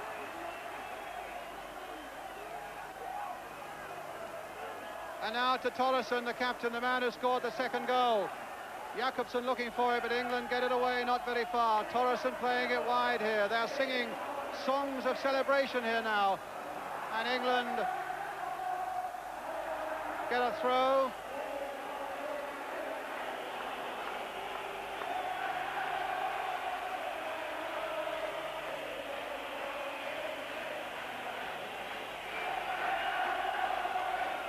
On to McDermott.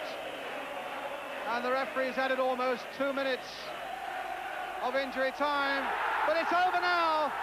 And the impending disaster for England has become a reality, with Norway winning by 2-1.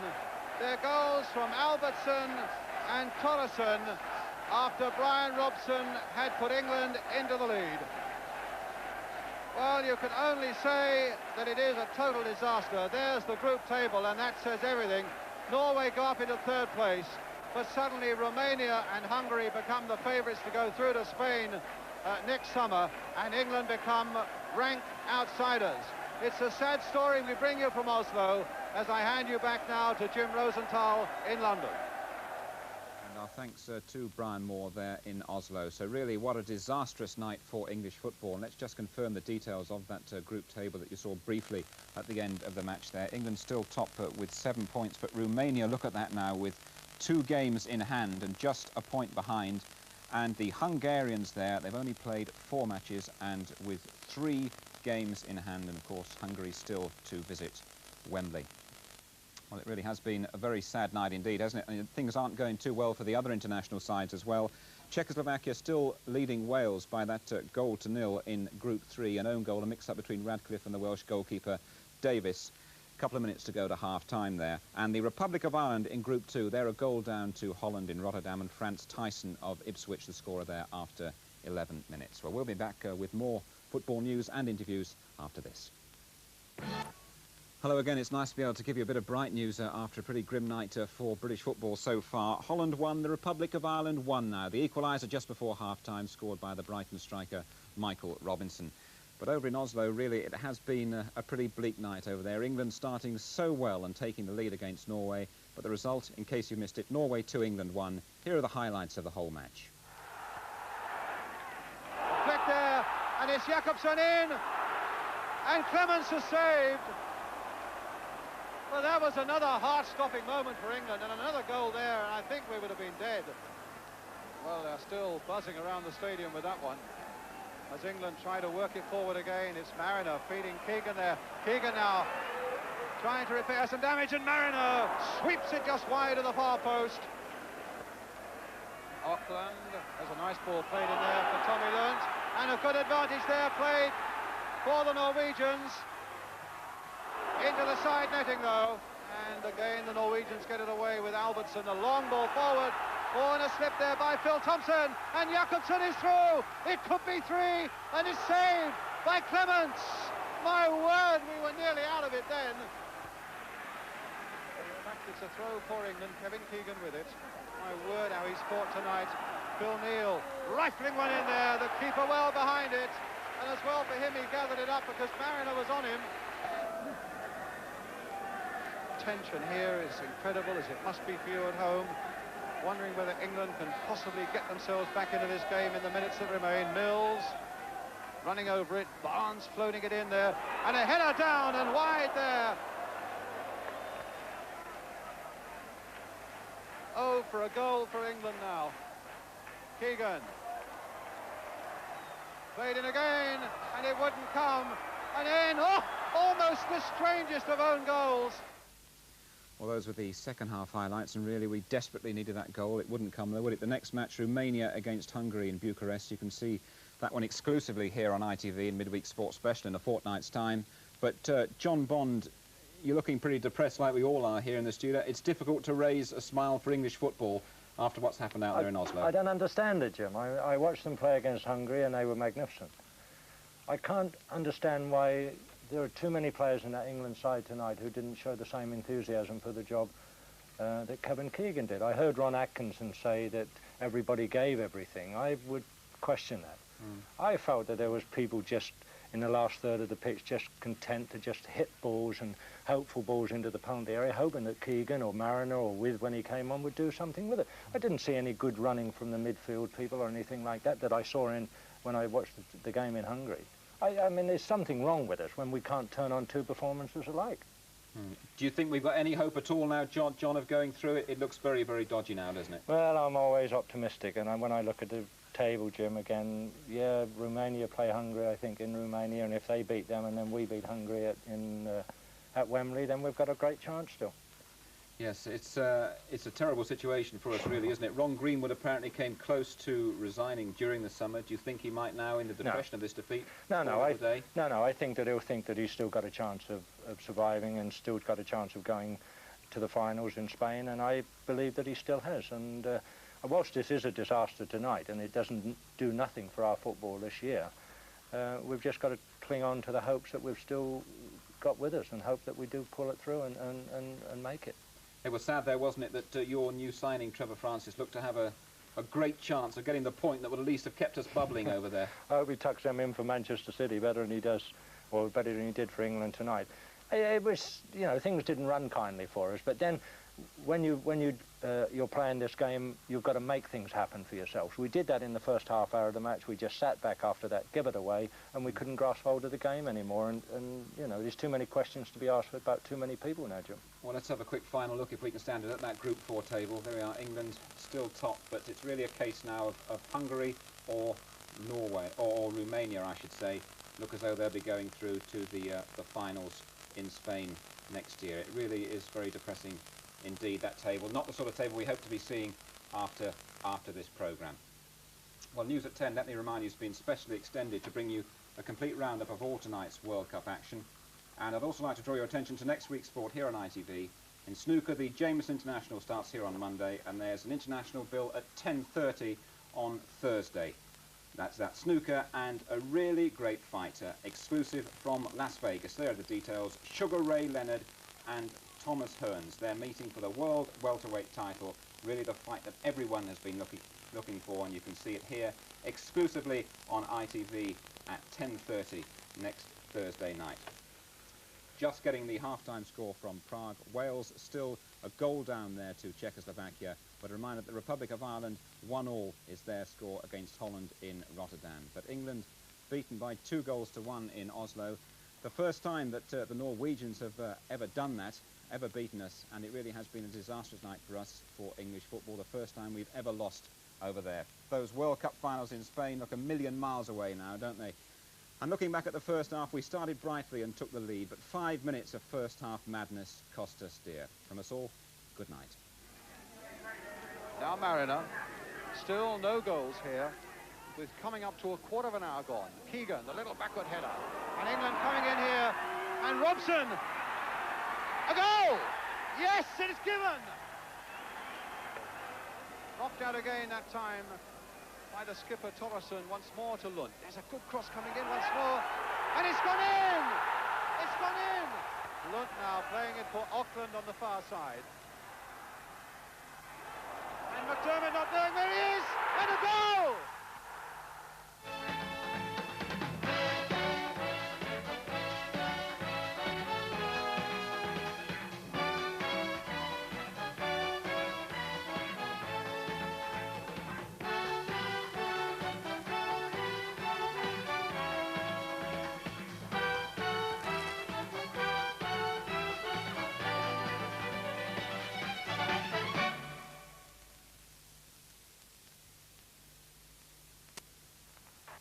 Di Davies, the Welsh goalkeeper, lost his unbeaten World Cup record in bizarre fashion. The ball there was deflected by Bryan Stevenson, although the goal was debited to Davies himself. The replay, though, suggests that the spin of the ball off the posts was what beat Davies. He, in fact, didn't touch it. But if Czechoslovakia's first goal was fortunate, their second, which came in the 67th minute, was both deserved and well made.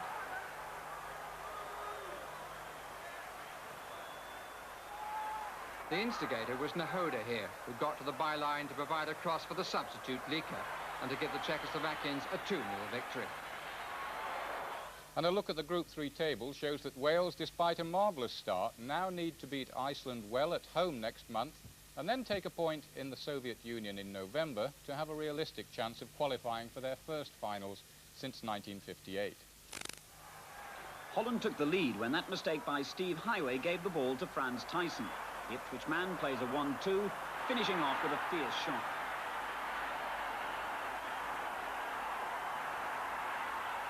Before half-time, the Republic drew level from a fine flowing move. Liam Brady delivers the perfect ball to Highway on the wing, and watch out for Brighton's Mike Robinson near the penalty spot as Highway crosses.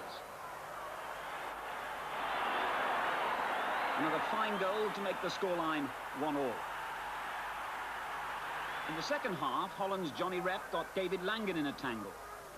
That clumsy tackle brought a penalty, and the slow motion proves the referee was right. Arnold Muren on target with the kick. 2-1 to Holland, and both the Ipswich players in the Dutch team on the score sheet. But the Irish kept going forward, and look out for Frank Stapleton's brilliant header as Mark Lawrenson provides the cross. A superb goal for the Manchester United man. 2-2 the final score, and the Republic's hopes are still alive.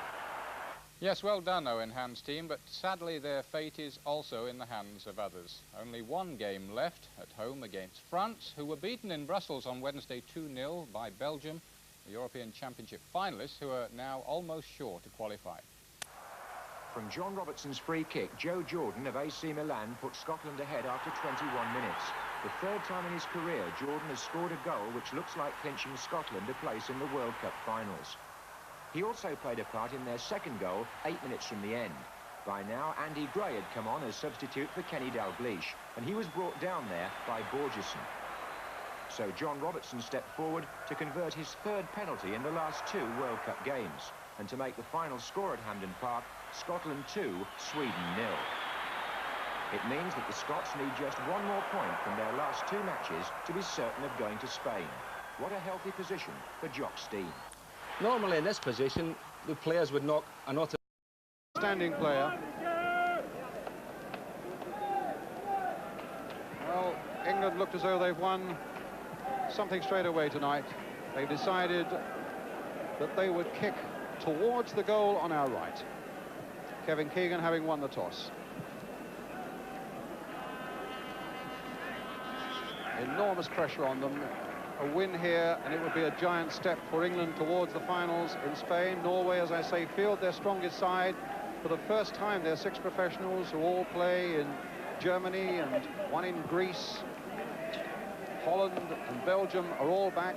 Einar Orst, the number 4 of Nottingham Forest, of course, well known now.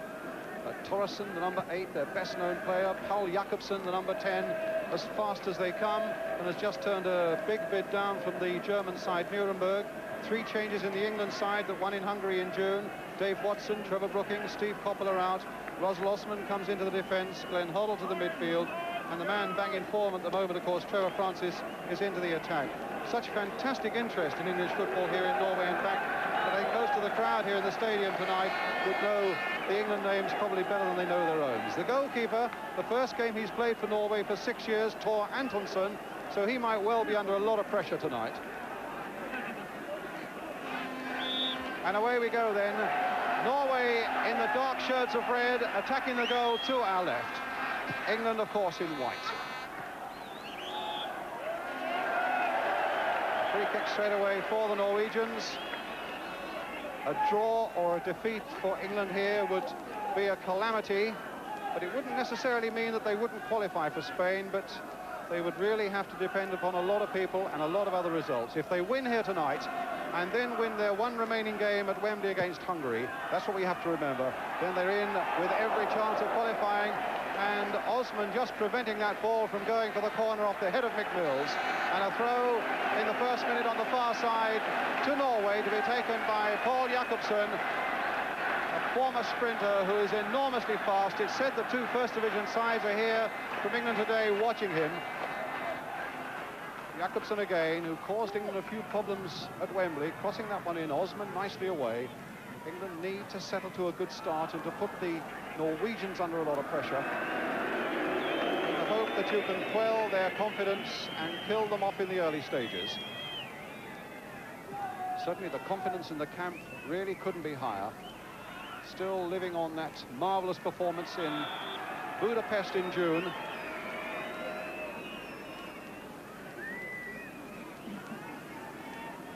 It's a free kick for England. Mills taking it towards Keegan, and Hareide, the big number 3, fair-haired lad who's at Manchester City at the moment, getting in with a header and then getting in with that clearance. Into touch for another England throw. Mills again with it. Francis back for Mills.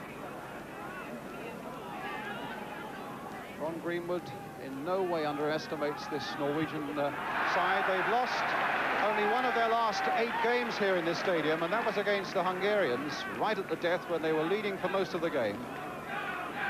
And they're a side with a lot of skill to them, but with 1 or 2 amateurs that suggest that maybe their concentration doesn't always last 90 minutes.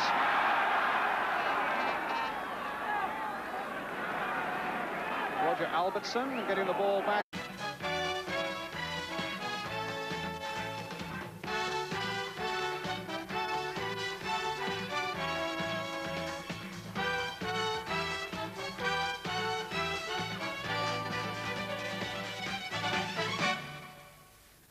Good evening. Welcome to a World Cup special in which we're hoping to see England getting the goals we need to qualify for the finals in Spain next summer.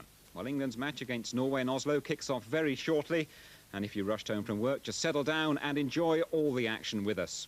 Really, England's hopes looked dead and buried, didn't they, after the defeat in Switzerland last May, and then the magnificent victory in Budapest revived all our hopes just a week later. But at Oslo's Ullevaal Stadium, England face a set of very different problems. The Seagulls don't object to the pitch there, but international footballers aren't used to that sort of surface. It's been played on every week, the grass is uneven, and 4 sprinklers outside each penalty area are another unusual feature. Well, let's just remind you of how things stand in Group 4. 2 to qualify out of England, Romania and Hungary. And Hungary will have 3 games in hand after tonight's match, so you can really see how important an England victory is. And it's also a vital night for Wales, whose Group 3 match against Czechoslovakia. That doesn't kick off until 7 o'clock in Prague. But Wales in with a great chance of reaching Spain. Top of the group there, 9 points out of 10, but very aware that the Soviet Union and the Czechs could still edge them out. And we'll be bringing you all the latest news of that match as well. It really is a very busy night all round, and here in London I'm delighted to welcome John Bond, the Manchester City manager, and we'll be hearing from John at half-time and at full-time. But in Oslo we've got the other half of the Manchester double act, United manager Ron Atkinson. Our match commentator there's Bryan Moore, and they both went down and joined the England captain Kevin Keegan when the players inspected that controversial pitch just a little while ago. Good evening to you from Oslo. Here with me is Kevin Keegan, the England captain. Kevin, what's the attitude of the players right now? Very good. They're, the idea being that we try and pick up the sort of atmosphere we got in the NEP Stadium in Hungary for the last game. The training's been very good. The lads look sharp, and everything's perfect. Let's just hope when we get out here we do the business. Obviously. Are you personally very confident? Yes, I think we've got to be. We've every reason to be. If you're as good as your last game, which I think you are in football, then we've no reason to fear anyone if we play like we did in the NEP Stadium. But the pitch it could be better, but it's not as bad as people said, you know, as we feared before we came over here. So everything looks good, and I'm fairly confident we'll get the result that the whole country wants. A lot of people will be backing you and wishing you well. Kevin, thank you very much indeed. A pleasure. Well, also with me here is the man who'll be sharing the commentary with me tonight, Ron Atkinson, the Manchester United manager. Ron, what are the attitudes of the players got to be? Well, I think it's very, very important that they don't freeze on the night, that nobody stands back off the game. We've got 4 players in midfield who are all capable of imposing their own personality on the game. I think that's very, very important. I think the form Trevor Francis has shown at the start of the season will be an added boost for us, and I could see his pace causing the Norwegian defence an awful lot of problems. Kevin is confident. Are you also confident? I would think so. I said after the result in Hungary, I thought we would get the necessary points to go through, and I don't see any reason to change that. Let's go back. Well, there we are then, Ron Atkinson and Kevin Keegan, both very confident there. Let's have a word from John Bond, our expert with me here in the studio. John, do you share that confidence that's obviously being shown out in Oslo? I think it's terribly important, Jim, that we do win tonight, and I am very confident that we will. I saw the game out in Hungary, as you know, and I thought we played very well. And if we can play up to that standard tonight, I think we'll get a win. It's terribly important for English football that we do. I noticed Trevor Brooking saying that he expects Norway to come out very fast indeed, and England must be wary over the first 20 minutes or so. Do you agree with that? I think the big thing now from Norway's point of view is that they have now got a few players who are playing in English football and sampled continental football, and I think it will make that a little bit more difficult for the English team tonight now, so they'll have to be very much on their guard. And I think you are particularly intrigued to see, John, whether Ron Greenwood plays 3 or 2 men up front. Well, I hope he doesn't change the style. I know that Trevor Francis now firsthand wants to play up front, but I hope that he drops him just behind and plays Mariner and Keegan up front the way he did in Hungary, because I think it suits the style and it suits the system and it suits the way England and Ron wants to play. And I think if he does that, I think we've got a better chance of being successful. John, you haven't seen it, but what about that pitch over there? What sort of problems, perhaps psychological problems, can that pose for international players playing on what's really a Sunday morning kickabout surface? Well, that's a very difficult thing to overcome, and the attitude of the players will decide how well they do on this particular sort of pitch. But the occasion is so big that really that doesn't really ought to matter. They really ought to push that out of their minds and just get on with the game. If they do that, I think that they'll overcome Norway and be successful. Now, I know you were critical of Ray Clements over there in Budapest. In fact, you surprised some people when you suggested he should have been pulled off at half-time. Have you got any worries about Ray Clements playing for England? Yeah, I have. And the goals he's letting in? Yeah, I have. I would have pulled him off in Hungary at half-time, but then I would have been proved wrong, I suppose. But I would believe at this moment in time that it would have been better for Shilton to have played. I saw Shilton play at Man United on Bank Holiday Monday, and I thought he played very, very well. And at this moment in time, I would have played Shilton in goal. How about the other changes, John? Russell Osman coming into the heart of the defence for the injured Dave Watson? I'm always disappointed when they have to make changes, and the one change that I'm particularly concerned about is Trevor Brooking, because he played very, very well out in Hungary, as you know, and he fit and goes with Kevin Keegan very, very well, and the two of them understand each other very well. And I think it's a big disappointment for Ron Greenwood that Trevor Brooking's not fit, and I think it may be very important for England that he's not fit. Yes, he was a decisive figure over there in Budapest, yeah, wasn't he? Was. A last word on Glenn Hoddle. We were hoping from great things from Glenn Hoddle tonight. Well, if he plays anything like he did in the Cup final, then he'll be all right. Tremendous player, tremendous skill. I just hope that he turns it on for England tonight. OK, John, thanks very much. We're looking forward to hearing from you again at half-time and at full-time. But now we're going to go live to the Ullevaal Stadium in Oslo and join our match commentator, Bryan Moore. It's a perfect evening here in Oslo, perfect for football, and England's record in this beautiful city is perfect also. 3 times we have been here and 3 times we have won. And it will be a bad time for that to change now. The Polish referee getting the teams together as the band, who've given a marvellous display in the last hour, go marching away. 6-0 England won here in 1937, 4-1 in 1949, and 6-1 in 1966 when Jimmy Greaves scored 4 times. This is the Norwegian side, who in fact, it's their strongest side they've ever been able to put into the field. They have 6 professionals in the side who play abroad. Tommy Lund here is not one of them, though. And all 6 for the first time are back in this country to face England. And their captain, Kevin Keegan.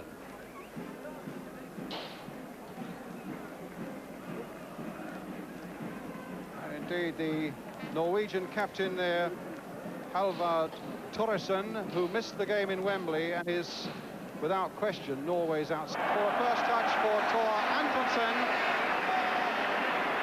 31 years old, 6 caps, the last one in 1975 against Russia.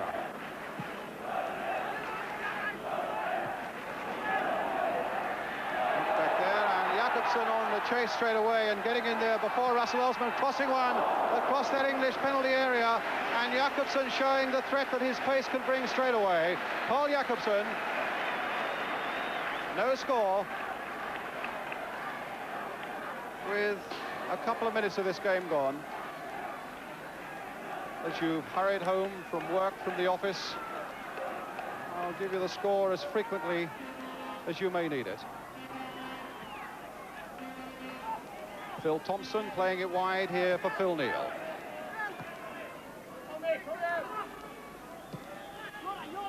Bryan Robson played for Phil Neal. He's got McDermott outside him. There's the ball for Terry McDermott.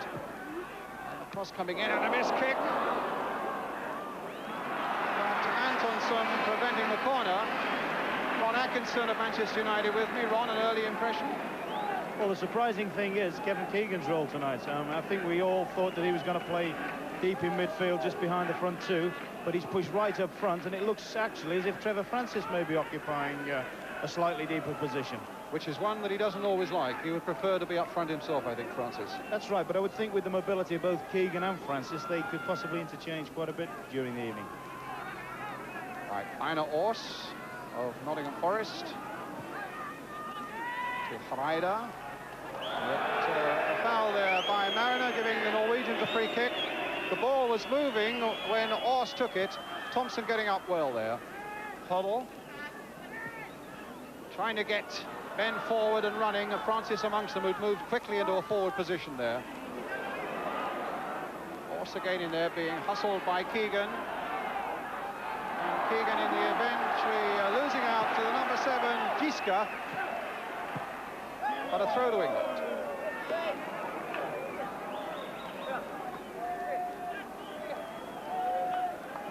Hungarians drew here with Romania and Switzerland. And they won in Switzerland, remember, where, of course, England had that calamity in June and were beaten. A foul there by Grondalen on Kevin Keegan, who seems to be in pain with that left thigh.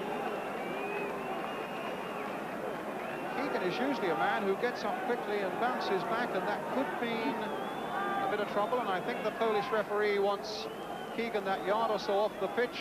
That looks a little ominous, Ron Atkinson. It does indeed. If the opening minutes are anything to go by, I think that's about the 3rd time they've had a bit of a slice at Kevin. Certainly has been a hectic tempo at the start of the game, and not the normal sort of international setting we're used to. Well, we saw the challenge again there, and Grondalen was the guilty man. And it looks as though Keegan will battle on. A free kick to England. With Russell Osman having come up on the far side. Mariner is poised in the penalty area. Francis is right in there. Keegan's gone in as well. McDermott with the free kick. A deep one there towards Osman, but the keeper gathering it well.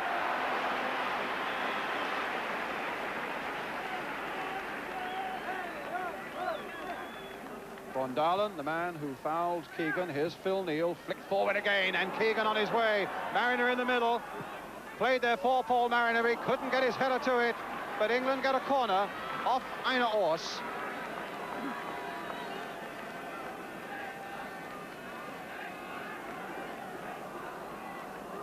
Which McDermott will take. Mariner really flying in there. McDermott with it. A deep one again. Osman trying to get there but failed. Hoddle trying to dink it back in once more. Keegan into the middle of the action. And England looking for an early breakthrough, but it's Tom Lunt now coming away. Stopped though by Bryan Robson. Phil Neal. Here's Mariner, come a bit wide. Neal again. McDermott. Bryan Robson. And that was Haraida giving the ball to McDermott. Here's Keegan. That means that Francis has got to check back. 23,500 fans here. £6 tickets said to be going for £180. Francis nodding it on there. Mariner getting almost in there. But the Norwegians closing up right at the end. It was Grondalen who turned the one away for the corner. But a nice bit of movement up front, Ron Atkinson. Yeah, tremendous start this for England. We've looked busy, we've looked bright, we've looked very, very positive. I think the move to switch Keegan up front, that's fooled us all a little bit. Certainly paying dividends at the moment. And England is certainly in a very, very good vein. Hoddle with the corner for England. Phil Thompson's come forward to this one. Keegan glancing it in there. Phil Thompson. And a save on the line. And they hooked that away in desperation for another England corner.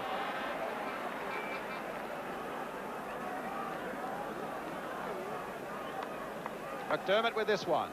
Floated this time towards Keegan, but the keeper not under so much pressure on that occasion. But somehow Antonsen just clawed that shot out. And here's Auckland, one of the foreigners playing, in fact, in the West German League, and Thompson getting it back to Ray Clements, the man who got a vote of confidence from Ron Greenwood after that shaky start, not necessarily by him, but in his career at Tottenham. A free kick again to Norway. Einar Ors, or will it be Haraida? It's Haraida. Played wide there for Mickey Mills. And Mills dispossessed by Jakobsen. Now it's Berntsen, the fullback. Gitske. There's Francis. But Gitske again. In the army in Norway at the moment is the number 7. But thought to be going shortly, possibly to Ajax in Holland. Keegan. Inside for McDermott. Keegan again. A little touch here again, this time for Hoddle. Keegan, back for Hoddle again. Nice little dummy, gave himself a yard, and the flag was up here. Not against Keegan, but against McDermott, who didn't quite get back quickly onside. So it's another free kick to Norway. Norway with little left to play for, but their honour in this group. They are bottom of the group table with 4 points.